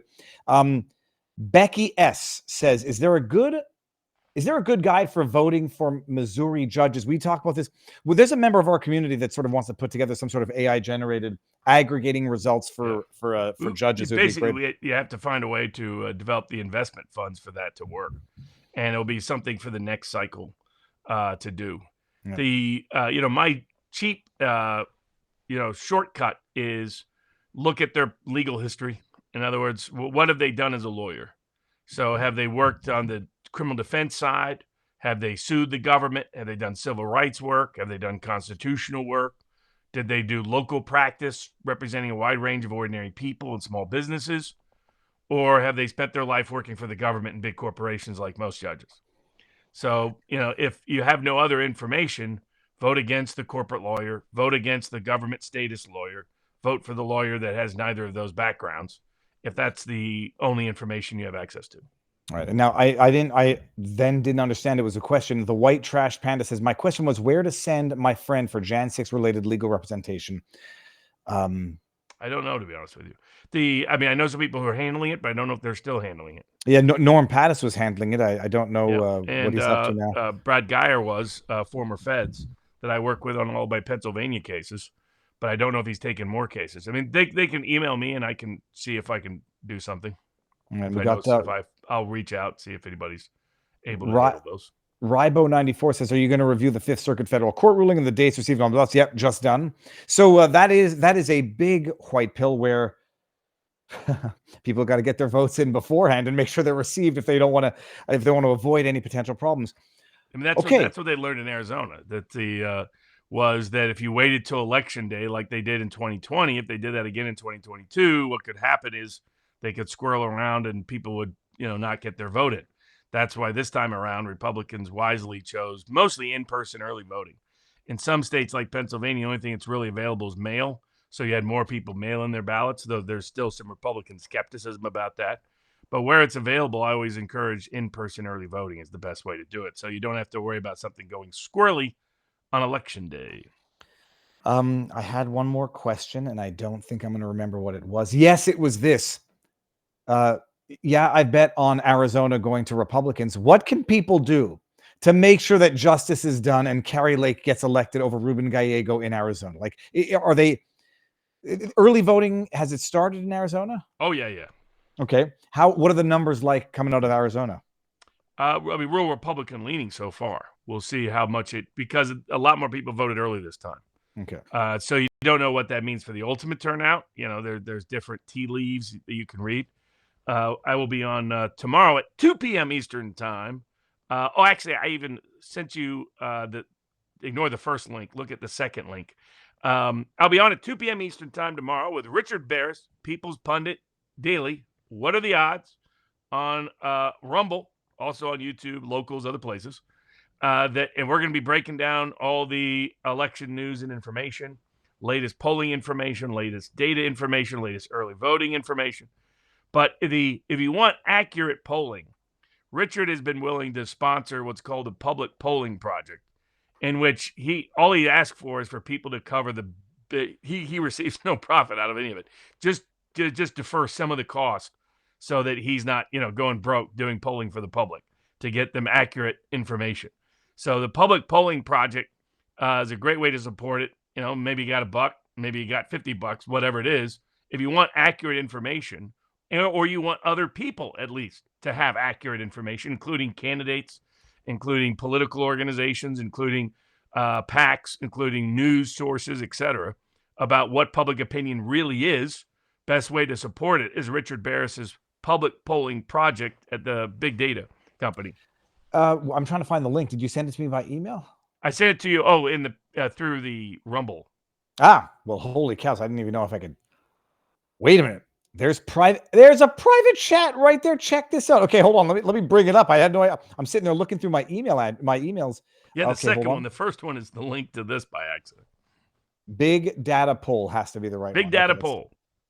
That's a big data poll, people, and not big data poll. Here we go. Very cool. Okay, so I'll definitely be. So he's doing more. So it's just the final polls to get funded. And again, this is just funding. This is done at a ridiculous extreme discount. For those people that don't know, Richard Barris has been the most successful, accurate pollster going back to 2014. I used him to make a lot of money in 2016. I'm a donor. Again, I donate all the way through all the time on these. But they're great. I want more people to support it because it provides a means of independent information. The reason why they put out fake polls is to try to shape the narrative and create their own self-fulfilling reality. So that's why we need honest, accurate polling to rebut that for people that are running for office to see, for people that are in the public to see. It's important that accurate, honest, independent information go out there, and he's been the best at it anywhere. And he'll put it up no matter what happens. If it's Trump up, he posts it. Trump's down, post that. You want accurate information, which is impossible to come by in the current corporate media environment. When it comes to Arizona, there's nobody with half a brain that's voting Trump in Arizona, but then voting Gallego at the Senate level? Yeah, there are. Oh, yeah. Why? I'm sorry, why? Various reasons. So in some cases, it's the name. So you have a big Hispanic vote, big Mexican-American vote in Arizona. And so you think, oh, Gallego, un hermano. I'll probably butcher the Spanish, but you have some of that. You have that he has a lot more money. And so, like everybody knows Trump, once you're talking about the Senate or the House or a governor or state house or whatever, or any lower level office, you'll have about a third of voters who don't know either one of them. So their opinion will be shaped by name, by party, reference, identity, by general advertising. And so like Gallego has received extraordinarily favorable media coverage. They've been very nasty towards Kari Lake. He's received far more money than Kari Lake. So that's why she's such an underdog in that race. That if you're a normie who doesn't pay much attention, you're much more likely to receive positive Gallego news and negative Lake news about people you don't really know well. And that's how you can get people that are like, oh, I like Trump, but down ballot, think Gallego. The other reason is party identification. The generic Republican brand is still toxic in many circles, many working class. The groups trending toward Trump are skeptical of the Republican Party brand. And so in those cases, someone like Lake actually is burdened adversely by the R next to her name. Mm-hmm. Same is true of Brown in Nevada. Same is true of Marino in Ohio, Hovde in Wisconsin, Rogers in Michigan. the McCormick in Pennsylvania. Now, I don't think, people can tune in tomorrow to see what I think will actually happen in those elections, but that's the issue. So that's how you can have a Senate candidate underperform the top of the ticket. Okay. It's Kari Lake's run a great campaign, great candidate, fantastic. She's the only one who gets it out of any of the Senate candidates, quite frankly. But she's underfunded quite badly, and the media has been nastier towards her and more favorable towards Gallego, the guy is literally comes from a drug cartel family. I mean, it would be like the mob running for office. I mean, that's what you have in Arizona. Kind of makes sense. That's who runs Arizona anyway. He said he doesn't. If his father made any money off selling drugs, on behalf of whom they never saw any of it, and his uncle, well, he never bothered to look into it. Are we done on the election lawsuits? Yep. Yeah. Okay. Now we have Tesla, Musk, the right of cross-examination, arbitration, injunctions, big Second Amendment case, bankruptcy, retirement, and John Gruden's win over the NFL. Okay, now I'm gonna bring in King of Biltong is in the house with a bright red $100 Humble Rant. King of Biltong, add some Biltong to your diet as a high-protein snack alternative packed with B12, zinc, iron, creatine, and more. Get yourself some at Biltong USA Viva 10 for 10% off. They have dried fruit. Biltong is like prosciutto, beef prosciutto. It's freaking delicious. This is not a sponsored ad. It's just a Rumble Rant, but the Piri Piri is the best. Period. The Wagyu might be a little too spicy for the normies, but it's delicious. Eric Specula says you should auction that lectern for January 6th. I think I might. I've got one to auction and then one to keep, but I might auction the one that lectern guy gave me to keep. Not on the menu, but let me just. Did you watch Joe Rogan? Oh yeah, watch the whole thing. Okay. I mean, and usually I don't sit there and watch like a 3-hour thing. Though I'll give Rogan credit, his ability to be smooth and fluid in those sort of conversational interviews and still be interesting and engaging is a real skill. Yeah. And then what is Trump is also a master of that style of presentation, which I think some people forget because of the caricature or because of the sort of formality of public speaking and the nature of debates. But Trump has always been fantastic. I mean, I grew up on him on Larry King, on things like that. He was always great at that. Because as he likes to talk about it, the weave. And that's what Rogan shows are. They're just big extended weaves, as Trump would call it, where you hop over here and you hop over here, but then you come back to where the original theme was. And he was very honest, very forthright, very forthcoming. Once he embraced Kennedy, he's publicly embraced that the mistakes, because he's not the kind of guy normally to say, I screwed up and here's where and here's how. That's just not in his nature. But he was very forthcoming about it. It's like, yeah, I had no idea. And I had to trust all these people, and they gave me terrible people, and they completely screwed me over all the way through, and they limited my ability to be successful, and I'm going to fix that this time.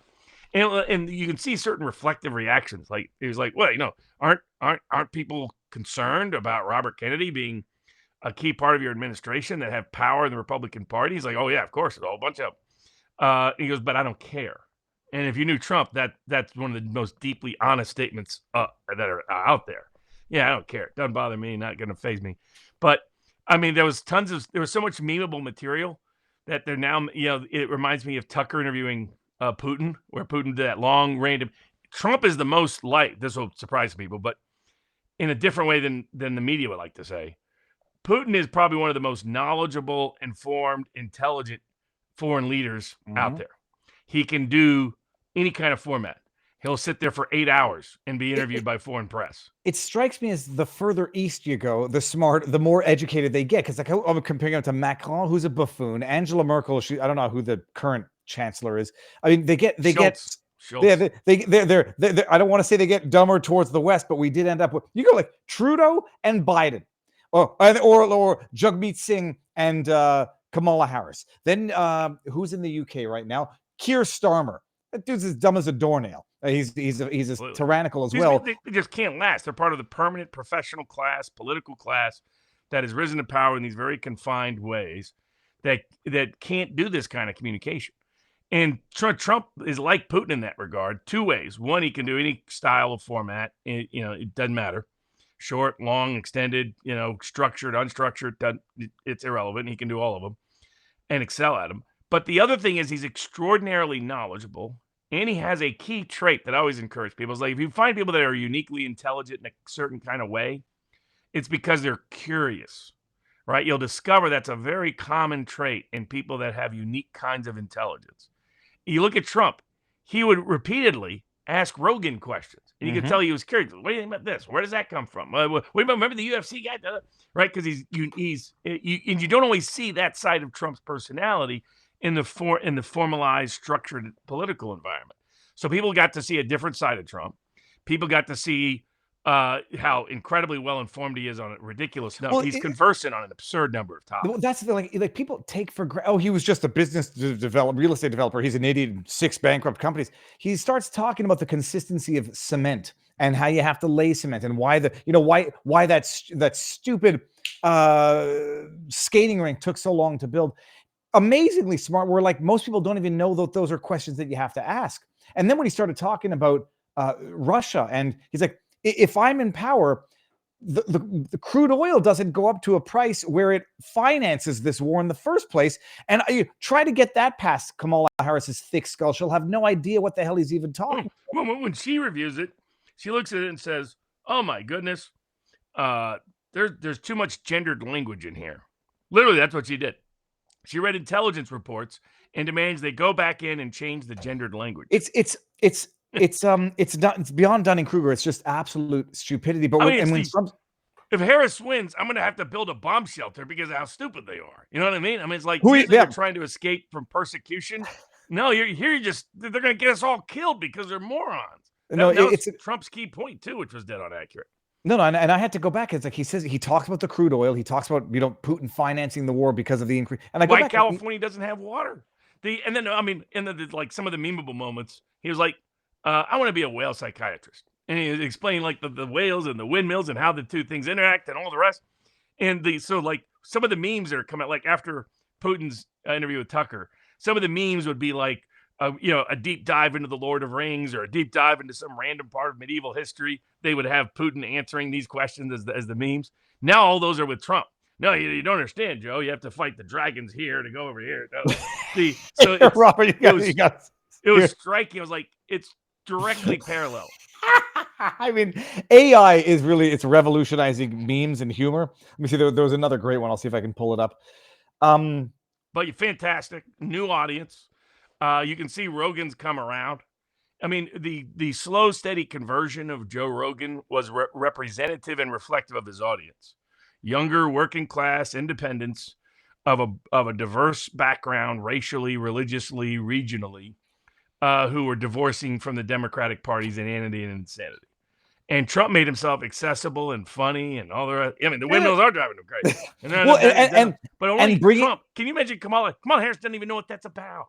And like the Democrats' criticism of this, people like that idiot Kyle, whatever his face is, Kyle Kalinske. Yeah, he's become a total loser. He's now like a poor man's Matt Taibbi.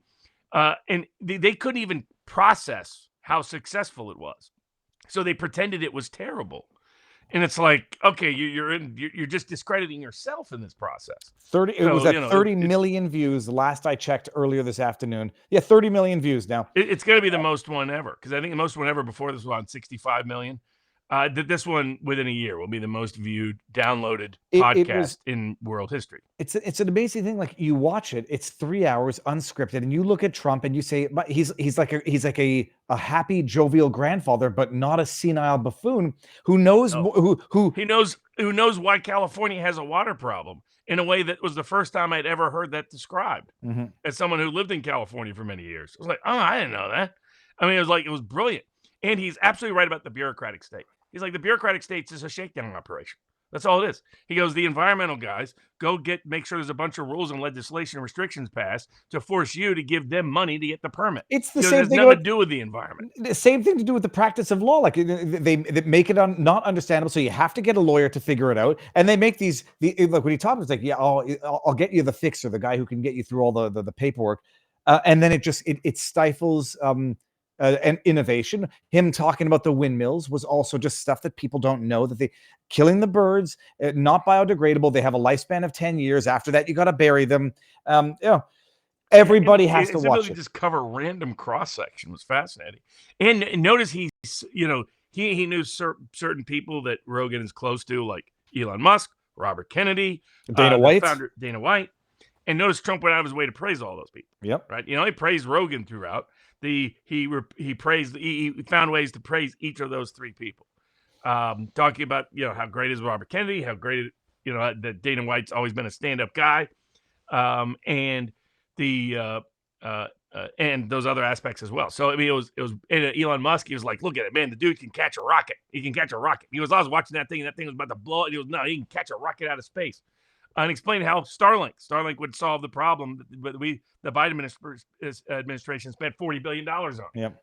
But instead of authorizing Starlink, instead of expanding rocket access, the Biden administration has been busy harassing Elon Musk for the last 4 years. The latest one just got to the Fifth Circuit Court of Appeals. First of all, I thought that the latest one had to do with the United Auto Workers filing a complaint against Trump for the joke that he made during the Twitter space. The legal theory for that was what first did this. So this was Elon Musk putting out a tweet basically saying when someone says whether or not your workers are going to get unionized, he says if they get unionized, they're going to lose their stock options. And then I don't know who the UAW, the same one who filed a complaint against Trump for his joke during the Twitter space or the X space, said that was intimidation of employees to deter them from unionizing, and that the tweet had to be deleted. Elon Musk in the Twitter thread that surrounded this said, I wasn't threatening to take it away. It's a matter of fact that the unions are going to, if they get unionized as part of their collective bargaining, whatever. I don't know if they usurp the stock options or they just don't have them included in their collective bargaining. Yeah, I mean, he was saying it would. They would probably not profit from unionizing, in his opinion, given where he thought the union contract directions would go. And it wasn't a retaliatory threat by him. He was saying, here's one world, here's likely the other. But what's extraordinary is the Biden administration came in and ordered him to delete his tweet. They were ordering official state-sponsored, state-coerced, state-compelled censorship of Elon Musk, pretending somehow it related to the National Labor Relations Board. So they reversed it and said that he no longer he doesn't have to delete the tweet, and then they sent it back. Yeah, the Fifth Circuit said this is nonsense. Nobody in the Biden administration has the power to censor anybody. You can't order the deletion of speech. You can order the deletion of something that's not protected speech. So you can order defamatory statements to come down. You can order pornography down, obscenity down, other things down, stalking, harassment violations down. You can't order just speech down because you don't like the speech. And it's that's never been within the power of the National Labor Relations Board or any aspect of the federal government. So another big win by Elon Musk in federal court. And another reason why that win came about is because he moved his operations to Texas. Because if it hadn't been, it wouldn't have been in the Fifth Circuit. It might have been in the Ninth Circuit, might have been in the Third Circuit. Not as reliable courts there in this current political environment. And now everybody knows, but Trump is speaking now at Madison Square Garden, so people will be able to either watch him later or watch us later. Oh, they had everybody. They had Robert Kennedy up there. They had Dr. Phil. Dr. Phil was up there. The body language people, behavior panel folks. They're doing a bunch of shows with Dr. Phil now. So they're breaking down that's amazing. Oh yeah, those guys are great. By the way, before I forget, I'm going to be on with Dr. Drew tomorrow night or tomorrow evening, so I'll send everyone the link when that is.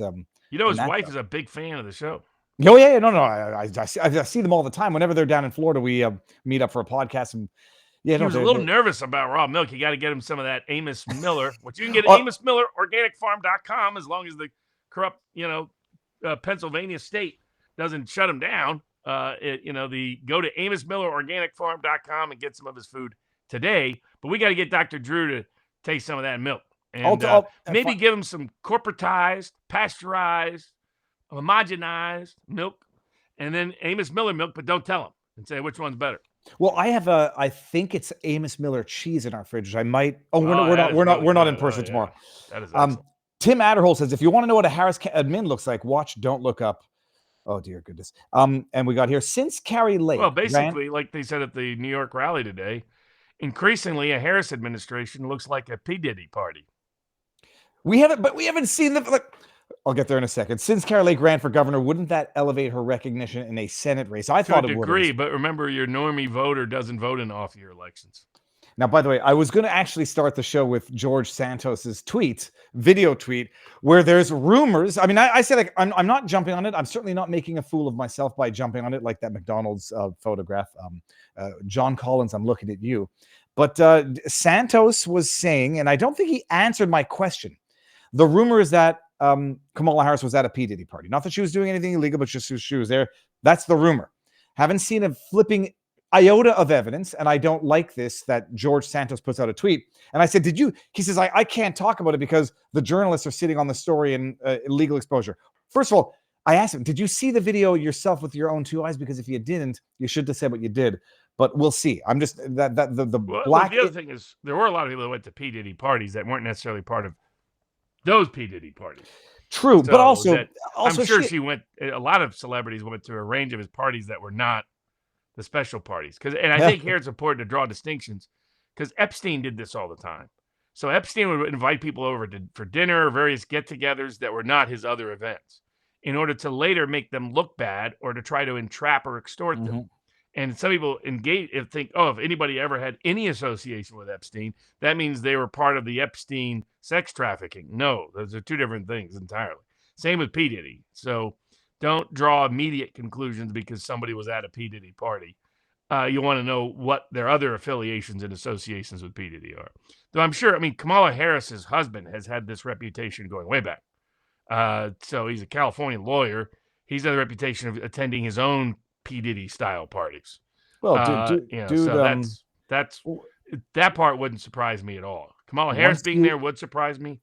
Her husband being there would not surprise me. Well, if she were there and nobody said anything until now, that would surprise me. And also, the husband who impregnates a young nanny.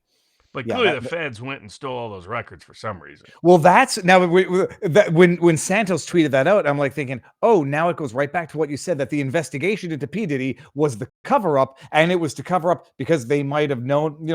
I went down that way, but until I see a shred of evidence, I'm not jumping on that bandwagon. And Santos, you better. And I would just, the black insurrectionist account turned out to be a bogus account. Yeah, they claimed certain things about ABC, claimed certain things about Tim Walz.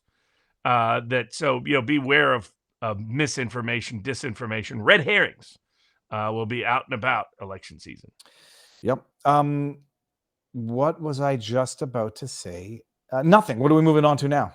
So we got the right of confrontation and cross-examination, arbitration and injunction, and judicial hypocrisy. The Second Amendment in New York, big case, bankruptcy and retirement protection, big vaccine mandate verdicts, and Coach Gruden beating the NFL. The vaccine mandates. I forget now what state these are coming out of. This is BART. It was the Bay Area. So that should tell you what state it is. Well, it's California. Bingo. Shit, I can only think it's either that or the Bay Area, maybe Oregon. But hold on, Bay Area. What was it? Not radio. Rapid transport. Rapid transport. Okay, a bunch of employees who lost, who were fired because they refused to submit to the jibby jab.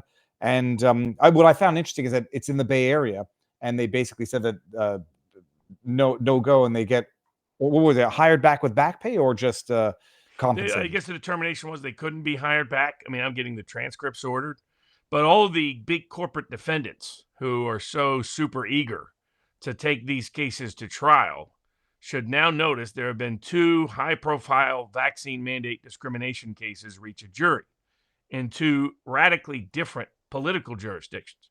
One of them my hometown of Chattanooga, Tennessee, and this one in the San Francisco Bay Area of California, where most people were the most pro-vaccine of any part of the country. And in both of them now, they're issuing verdicts that are 7-figure verdicts. And so, each of the BART employees, $1 million plus, according to the public information, awarded. Now, that's probably because California governmental jobs could, pay well, et cetera, and hard to replace those. But this should be a shock to the insurance companies and the big corporations that are telling themselves they don't have any risk. So far, when they've been going up on appeal, they've been losing over and over and over again. And now, and when they go to jury, they're losing over and over and over again. Mm-hmm. I just want a recommendation from the federal magistrate in the Tyson Foods case in the Western District of Tennessee that Tyson Foods said no jury should be allowed in the case. It should be a bench trial case concerning the Tennessee state law violations. And the magistrate agreed with us and said, no, it really should go to the jury. And that will now be decided by the district court. So we'll see where that goes. But all these people that justified and rationalized these discriminatory vaccine mandate impositions against people's religious beliefs should be paying attention to both what appellate courts are doing and now what juries are doing. Even, they could say, oh, Chattanooga, that's a conservative place. San Francisco's not. And they issued an even bigger verdict than Chattanooga did. So people don't like being treated like cattle. And it doesn't matter whether they're the left or the right. This was one of the key points the 1776 Law Center poll did by Richard Barris of Big Data Poll and People's Pundit Daily. Data that was shared, by the way, with President Trump and his people several months ago before he united with Robert Kennedy. And part of the reasons that gave motivation for that was these voters across the political spectrum, particularly younger working class minorities and millennials and Zoomers, were disproportionately negatively impacted by the vaccine mandates. They know more people injured by the vaccine than do other groups. They know why, because when their friend dies, they know it isn't because of old age. When their friend is 18 years old, dies on a college football field or a high school football field or a soccer field or suddenly after work or, within a week of getting the vaccine, they know what caused it. When some people suffer severe disability, they know what caused it. And when they were discriminated against disproportionately, they know what caused it. It was their schooling that was taken away during the lockdowns. It was their opportunity to celebrate significant events that was taken away during the lockdowns. They were disproportionately adversely impacted by the lockdown. So, and now they've been, adversely impacted by a range of other things. They are the group that overwhelmingly, disproportionately, likes financial freedom. Issues of crypto are very popular with young communities, millennials and Zoomers disproportionately. Food freedom. They want to shop at food markets. They want to shop at farmers markets. They want to shop directly from a farmer. They want to be able to get food directly, true farm to table. They don't want it being corporatized, mechanized, industrialized, and monopolized by big chemical companies dosing us with God knows what, as Trump was discussing with Joe Rogan as well on the show. So it shouldn't surprise these big corporations, but I know as a matter of fact, they've been advising their legal team. They suffered no risk at the time they gave the advice to impose these mandates without religious accommodation. And to this day, they think that there's going to be low jury verdicts when the jury verdicts come in. Now that every time they're going to jury trial in a big case, no matter the politics of that jury, they're getting hammered. And if the smart ones will come to an accommodation and find some remedy for their discriminated against employees, the ones that are dumb enough, like, the corrupt 3M means 3 MFers. They just took FERS off to disguise their true nature.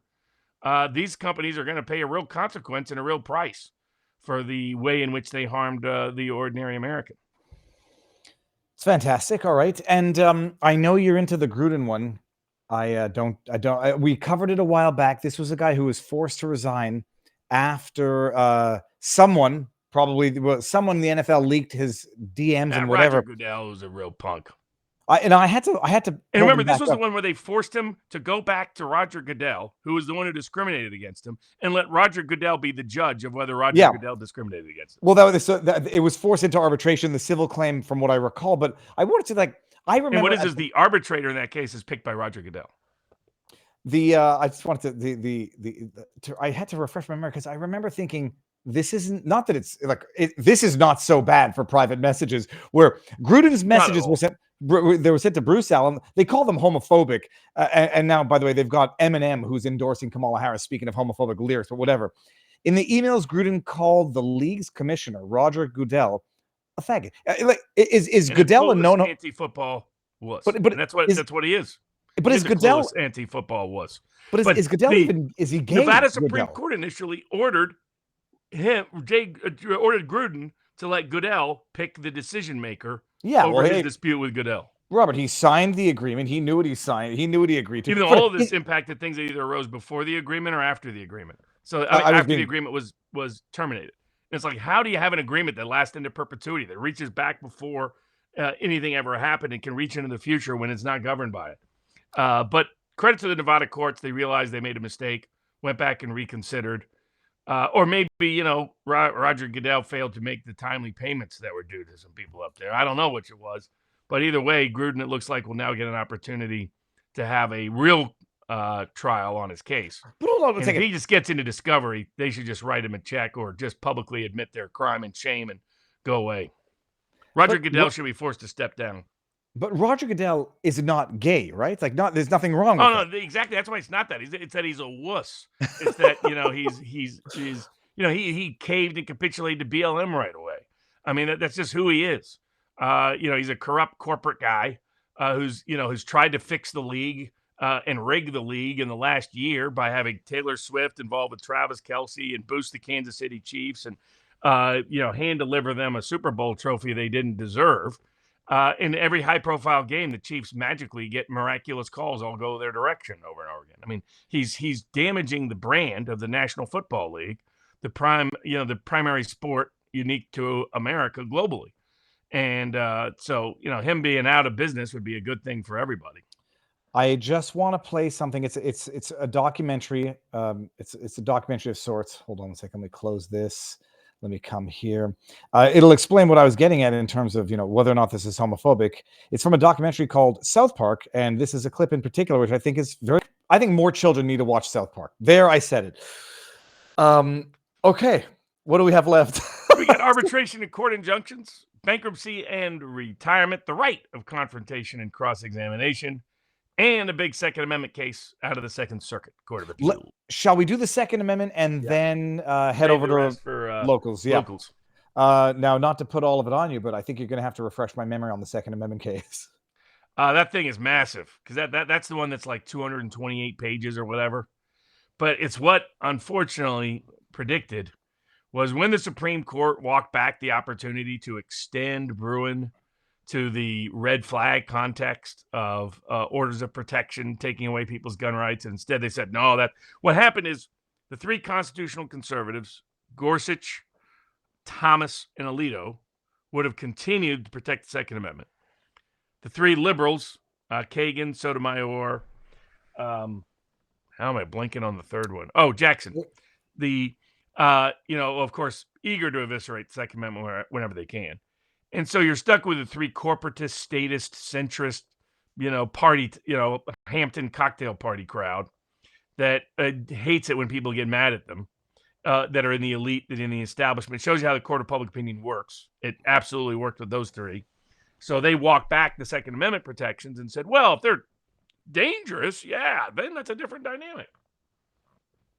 And there's other ways you could walk back the Second Amendment. So they remanded a whole bunch of cases and told a bunch of courts, now that we've made this ruling, go back and reconsider your prior ruling.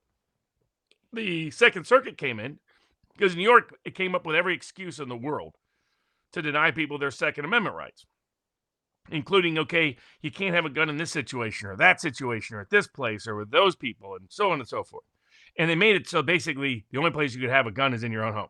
That's pretty much it. And even then, you might not get a permit for it unless you pass their character test, and their character test required you to disclose their social media, disclose all your anybody that's cohabiting with you for any reason, and any other information that they'd simply request.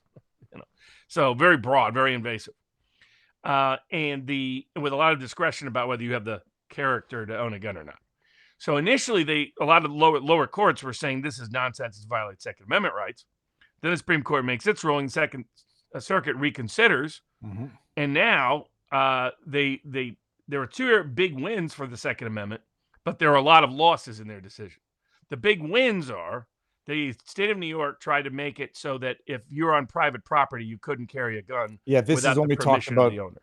We talked about this one last week, and so they said that that's not historically congruent with the history of the Second Amendment, and that it has to be specifically excluded and not excluded by default, or that carrying it. And by definition, that implies to like most places that you would need your right of self-defense, which the right to bear arms is an expression and extension of.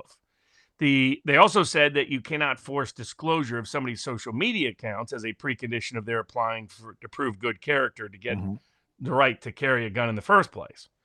But then they said you can ban guns in theaters, any place where there's crowded, any place where liquor is served, any place where kids are, any place that are fairs, markets, parks, and zoos.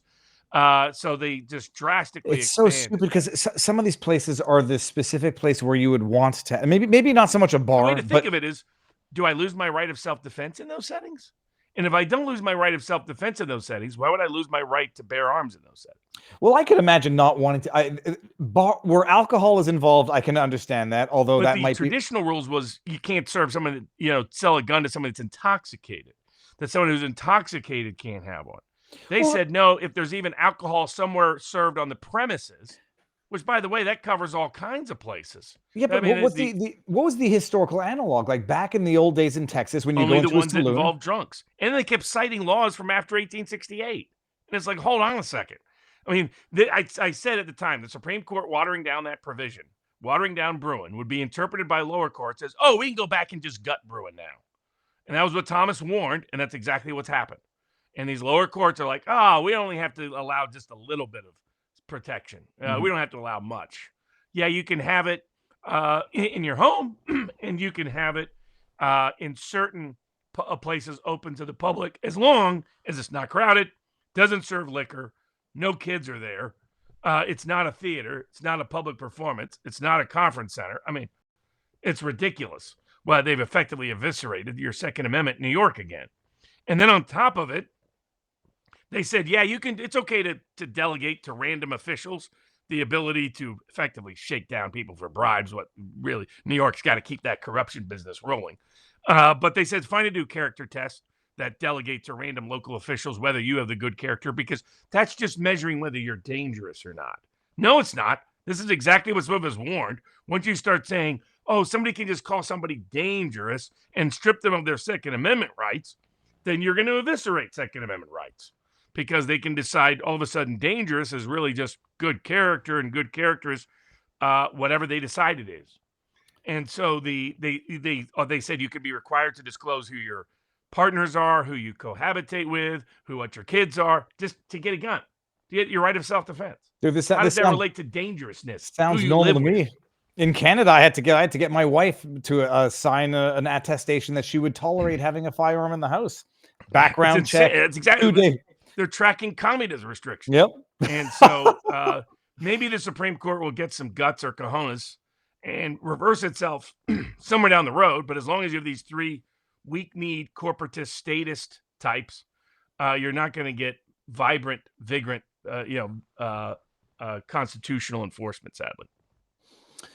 All right, I'll read a bunch of the tipped questions while we're here on the big audience. We got Denise Antu over in our vivabarneslaw.locals.com community says, at the time of the Constitution, people brought their firearms everywhere they went. That's what I thought, at least from Absolutely, yeah. the movies that I've seen.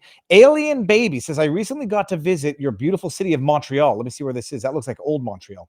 Shame that Canada has turned commie, as Montreal is a culturally rich and magnificent city with extremely friendly and caring citizens. And let me see if I know. Yeah, this photograph here is like a half a block from where. In fact, I think it's the block past my office in old Montreal.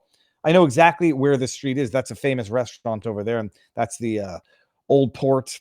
And it's got cobblestone street. There's not many places in Montreal that still have the cobblestone street. Yeah, it's a beautiful city, except not safe anymore and full of communism. Let me go over here. Oh, Escape. And that was from Alien Baby. Then we got Hackwright says, Arizona Secretary of State posted voter registration requirements that show a non-citizen can get a ballot in this election, but it's a, quote, federal only, end quote, ballot. So only POTUS and U.S. Senator and representative races. How is this constitutional? My state sucks. They don't have a right to get a ballot. What it is a federal only ballot doesn't require proof of citizenship to get. That's different than whether it's still against the law for a non-citizen to vote. That hasn't changed at all. So there's been some confusion about that aspect. That it's how do you find out whether someone is a citizen or not in terms of enforcement. And in some cases you can ask them, in some cases you can't. But the federal government is supposed to be providing that information to state agencies because they can cross-check. They have access to all these databases. They know who is and isn't a citizen. For the few that they don't have access to, Federal government's supposed to provide that information because the federal government has it all. Here's what I'm going to ask, and it's going to be of personal bearing. It's from Ryan PD 911. It says, Barris and other pollsters are pushing towards a much deeper landslide. Should I keep my 65-104 victory margin and push on 105-154? I was going to say, keep both. I'm just looking at my numbers here. I'm double up on 65-104 and up 50% on 105-154. So, okay, no, never mind. Go to Sports Picks. I'm not going to pick Barnes's brain for free here. Go check it out, people. But yeah, though, I mean, it's touch wood. I just want there's some real money making opportunities, I think, in this election, and I've had as much success betting on elections as anybody in the world. Thank you both for the work from Toronto fan Brigida. Oh, Brigida. Thank you very much. That's B. Luxco. Then we got Gray 101. How committed is Trump to abolishing federal income tax, giving American families much needed relief? I think he touched on that during the interview. Yeah, he did. He talked about, tariffs are a very effective mechanism for making the world a more peaceful place, for reindustrializing American wealth, and for being a source of revenue independent of the confiscatory and invasive nature of the income tax system. So it's at least putting those ideas in the right direction, in my opinion. Fantastic. Okay, we'll do one more, and then we're going to go over to vivabarneslaw.locals.com for the after party. Is there a good guide for voting Missouri judges? Okay, I got that. I think I got everything actually here. Aloha, longtime supporter. Love you both, long time. I look forward to the stream every week to follow you both. Otherwise, thank you so much for all the wisdom. Kathy, that's Devil Dog Mom. Will the race be called for Trump on election night? I know you and Barris are, I mean, not just you and Barris. I know a lot of other people on CNN that are thinking that that's going to be the case. Jonathan G94 says, what's up with Trump praising Pompeo in the Rogan interview? Stella Assange was right. Pompeo, and I don't think Pompeo will be part of another administration, but I think he underappreciates still that Pompeo was a bad actor. That was from Jonathan G94. Net just says Bill Clinton was nominated in MSG in 1992. What is it in MSG? Oh, Madison Square Garden. Madison Square. Okay. Jimmy Carter. Well, I'm going to screen grab that and steal your knowledge and make a point on the internet afterwards. All right. And then we got last one. This is the last one. Odie of the North, $5. Holy shit. You watched Tony Hinchcliffe at Madison Square Garden's Trump rally. Incredible roasting. You can audibly hear the buttholes puckering. I have to go back and watch that. Can the R's push everybody out there? You had J.D. Vance, Dr. Phil, Robert Kennedy, Tulsi Gabbard. It was an all-star show there in New York. I had it on mute, and I saw J.D. Vance looked quite fired up, but I couldn't hear anything, so I could only see his body movements. Cash Solo on Rumble says, Viva Fry, ask Barnes if he knows Buddy Perry from Tennessee.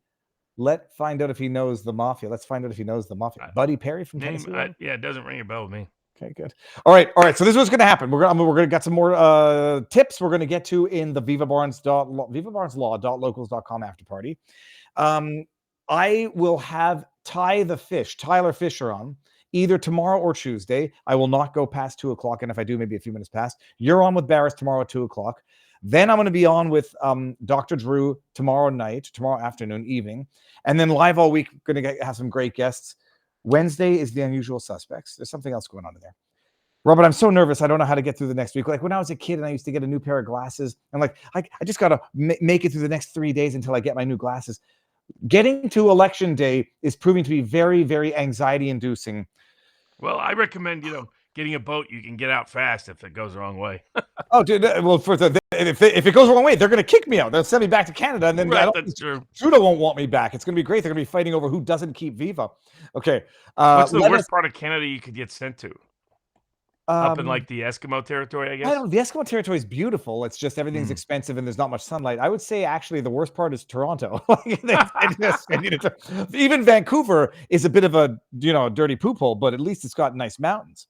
Norm 1320 says, I posted a video from Remember the Titans on the Locals feed this morning. Can you bring it to the attention of some meme makers who could make something of it?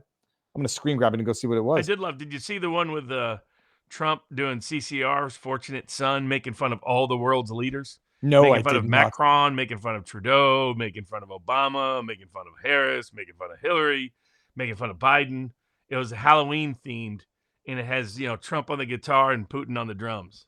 Cash Solo says, read mine. I read your all yours already, Cash Solo. Let me see here. Go. I just want to make sure I didn't forget. I work at the California Election Center, says Jenny Ray. The voting system accepts only the ballot per voter and the locks voter record from accepting additional ballots. Addresses are also used to validate the person's voters. The signature is also checked. Okay. Okay, last one, really. Buffalo Betsy. I am loving what RFK Jr. said about Trump having no lobbyists. Okay, I got that one. All right, now we end it on Rumble, and you all know the schedule of the week, and it's going to give us 30 seconds while we do this. So let's just do. It's not going to yeet me from. Okay, good. 30 seconds to countdown. Robert, what do we have left here? Local supporters in only 30 seconds. Robert's got a good radio voice. What are the remaining ones? So you're going to carry these because the right of confrontation or cross-examination in court. The arbitration injunctions issued when the courts hypocritically like it to be issued, and when you can exempt your assets from collection through bankruptcy when it concerns retirement, or otherwise known as advice Giuliani should have taken a few years ago. All right, we're here now. Okay, let's start with the bankruptcy one because maybe it's also advice that Alex Jones could have.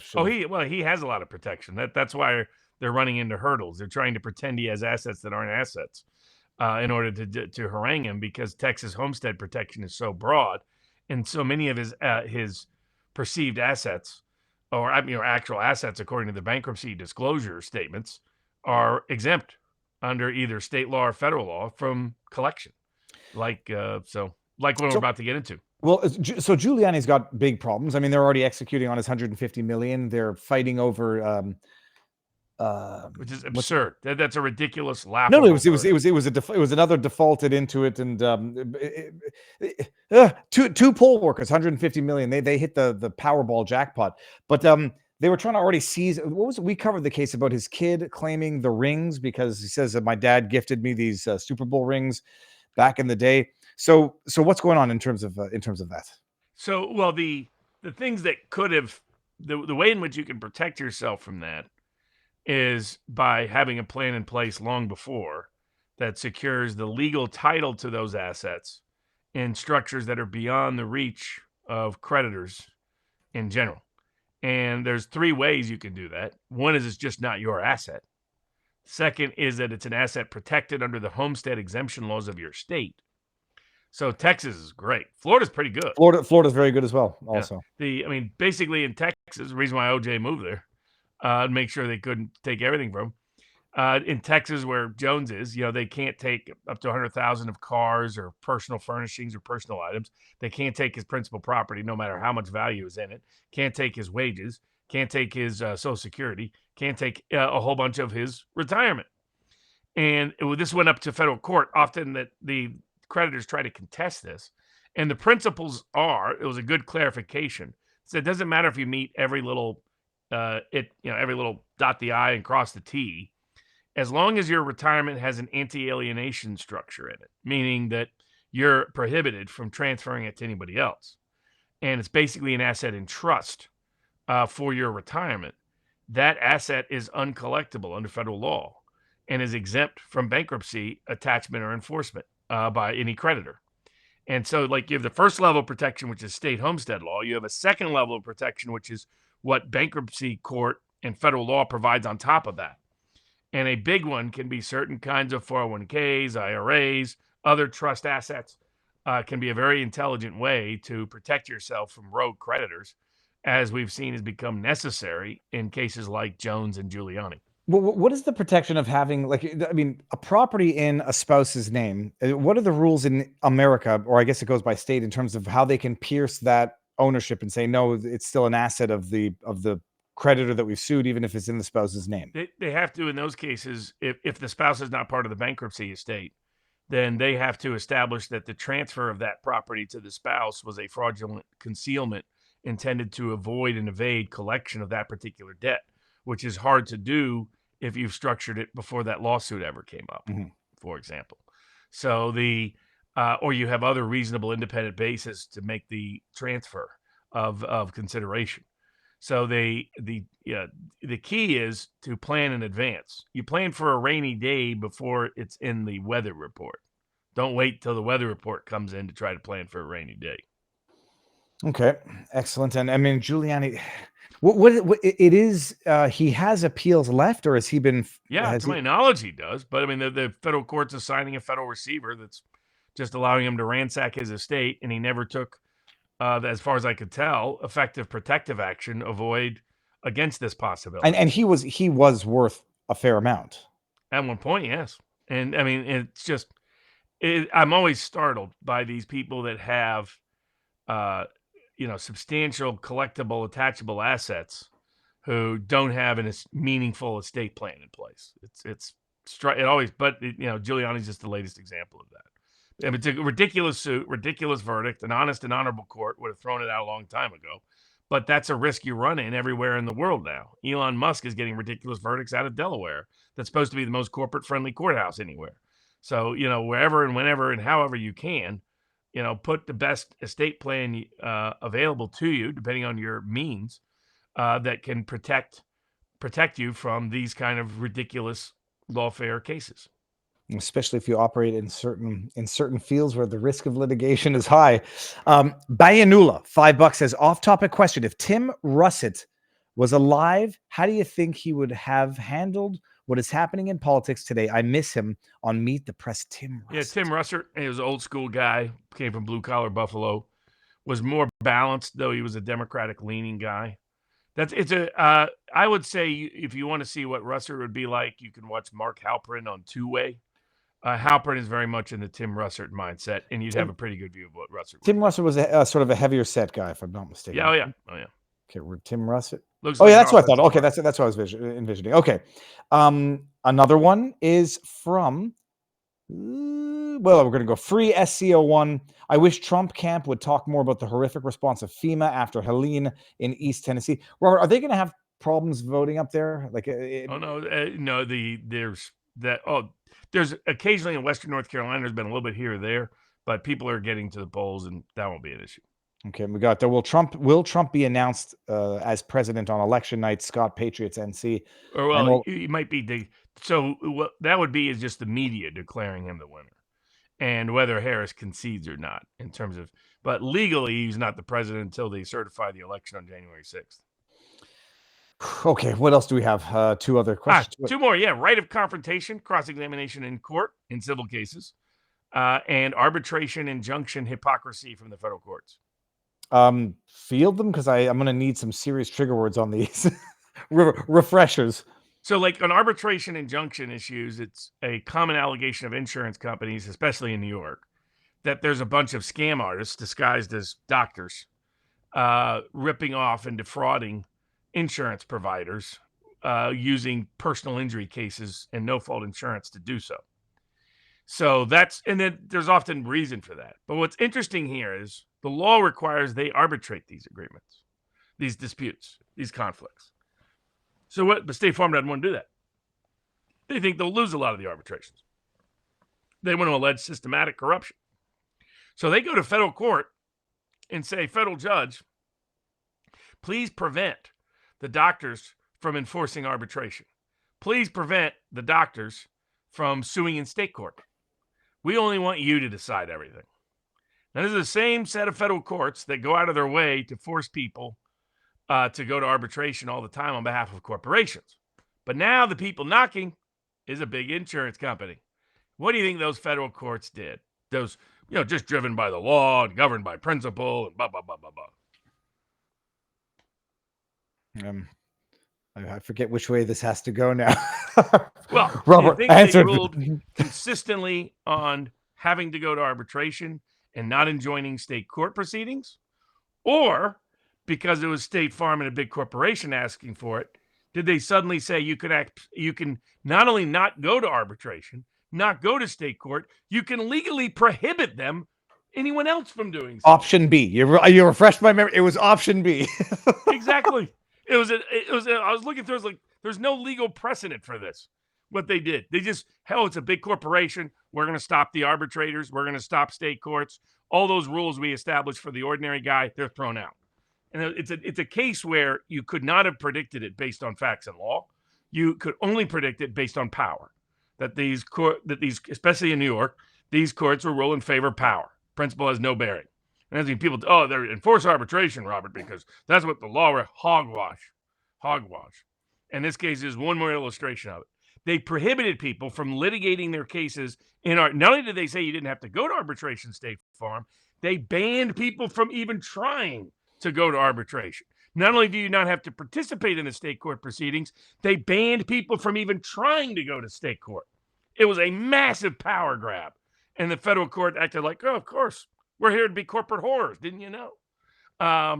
So the other issue was, how do you issue an irreparable injury injunction out of this? I was like, State Farm is claiming they're losing money and being defrauded. When has that ever been grounds for an immediate preliminary injunction? By definition, monetary loss is not irreparable injury. That's the excuse anytime any ordinary person tries to prevent the government from doing something bad. They say, oh, no, you can always recover in money later. In fact, they said this to the doctors suing. They said, yeah, we understand you have small practices and you might be bankrupt by the time you get there, but you can always recover down the road if we're wrong. And it's like, but isn't that true for State Farm? Get this. They said the state courts even deciding the issue, because that could have preclusive effect, is irreparable injury. It's like, that doesn't even make sense. Irreparable injury is what injury does State Farm suffer? Res judicata is now irreparable injury? That's now a legal injury? It was a laughably absurd judgment that exposes just how corrupt the courts in New York are. That because they're so eager to be corporate whores, they will just eviscerate the law and make up standards that directly contradict the plain language of the law to get there. So it's just a reminder of the politics that really governs courts, not principle, for those that are still under that illusion. Neurodivergent says, Viva, I was going to ask you about Rumble's banned words list. Seems they are ghosting comments in the live chat without letting the user know they're being censored. I was thinking maybe I'd send you an email about it. Rumble customer support isn't. Send me an email, Neurodivergent. I know you have my email address. I hope you do. Let me screen grab that. Anyhow, I don't know what those words are. On YouTube, I've only put, I think there's 3 words that that are censored, and only they're words that have no place in the English language. But I don't think I've ever set anything up like that on Rumble. So I don't know what that is. I'm going to read this one on the left here, Robert. It says, John, my mother, this is from John Q. Public. My mother is getting poked and jabbed, which seemed to be supported by my siblings. The standard excuse, they're going with what the doctor recommends. And they always say what Big Pharma says. So I'm thinking I could use religious objection letter that was used against the mandates and get it on file with my mom's doctors. Poked and jabbed, we're talking COVID. This would stop the all COVID vaccine, man. I mean, you can look up, just search, and you'll find the various template letters on vivabarneslaw.locals.com. You should be able to find it with a search. What's a lobster whore? Now I'm seeing this lobster whore, corporate whore in the chat. Okay, I don't know what lobster one is. I see it. Although that's a small lobster. Who put that one up there? That's coming from Mighty Pay. Okay, let me see here. Hold on. Again, just make sure we didn't forget any of the tip notes. I think Yael Rivka is in the house. She says, shalom to you both. I hope that you both have a wonderful week. Should be good. The week after is the big one. Jeanette Victoria. This is handy as once again, the alphabet person who has been suing me for the past 10 years for defamation has a threat to bring it up to the courts again, even though his last motion for contempt was denied with prejudice. Although he appealed, it didn't go forward, so that was dismissed as well. I don't have much faith in the courts, and neither do I. Okay, what's the last one we have on the menu for tonight? Right of confrontation. Now, I understand the principle. What's the case about? So it's a civil context. So, what happens when you have a lot of evidence against somebody that doesn't relate to that proceeding, but is their prior conduct? Courts get this confused all the time. They don't want there to be a trial within a trial. So they say extrinsic evidence that's collateral to the case can't come in about some other case. That does not mean, however, you can't cross-examine the person on it. If it goes to credibility, if it goes to truthfulness, if it goes to their character as to truthfulness, then it's admissible for you to ask questions and cross-examination about it. Just because you can't prove they're lying, say live, you can ask them, weren't you in fact disbarred or whatever it may be. Mm-hmm. That's supposed to be fair game unless it would you do the old Rule 403 analysis, unless it would substantially outweigh the unfair prejudice from it would substantially outweigh its probative value. See, in Quebec, for civil cases, it would be, I'm trying to think of the rule. It would be generally inadmissible unless it was brought into evidence by the witness themselves, or exceedingly relevant. Be a very high threshold. I don't remember what that in the States. It's presumed that its probative value is enough to ask questions about it, unless it has both unfair prejudice and that unfair prejudice substantially outweighs its probative value. And mostly it's about the myth that we're governed by reason. So they don't want evidence to come in that is likely to prejudice someone unfairly. What they mean by that is trigger an irrational response that will then lead to them judging the case on something other than the merits and the facts. But because it gets so commonly confused, it went up to a federal appellate court who had to remind a federal district court the right to exclude extrinsic evidence is not the right to prohibit cross-examination on that evidence. So it's a good ruling on an area that commonly comes up in evidence that's useful for people to remember. If someone has character issues as to truthfulness, you usually can cross-examine them on it, even if you can't introduce the documents that prove those allegations. And unless it really is more likely to trigger an irrational response than a rational one. Okay, that's very interesting here. I can't seem to bring this up in, I don't see it in locals, but I know that we've got another member, Roski, donated. And the funny thing is, I knew a Roski. It was similar name back in Canada. I don't know if you're related. Okay. And I'll give everybody the update on my knee. My knee is still clearly something's wrong. Anyways, we all know I'm able to bike and move up and down, but turning it's going to be a while before I get back on the jogging. How was Mar-a-Lago? It was, the place is just such a stunningly beautiful property. Security looked like it was a little better. It looked like it was good, but Trump wasn't there. The event was great. I ran into Sam Sorbo. I got to meet Tito Ortiz. And no, it's great. The property is just so flipping beautiful. And the idea that Trump is going through what he's going through now to save a country instead of, he could be sitting there putting on the green, swimming in his pool, enjoying his later years. It really makes you appreciate what he has in fact sacrificed, despite what these idiots say that he's doing it all for himself. A bunch of projecting savages is what they are. Yep. Robert, we did it. We did good. Everybody. Oh, hold on. Oh, we got one more. Let me see if this is. Yeah, we got this. Here, check this out. We got from the Fried Piper, and it says, I can bring it up. We're going to end on a humorous note. Jack Smith's $50, whatever you want, baby. How about dropping out of the race?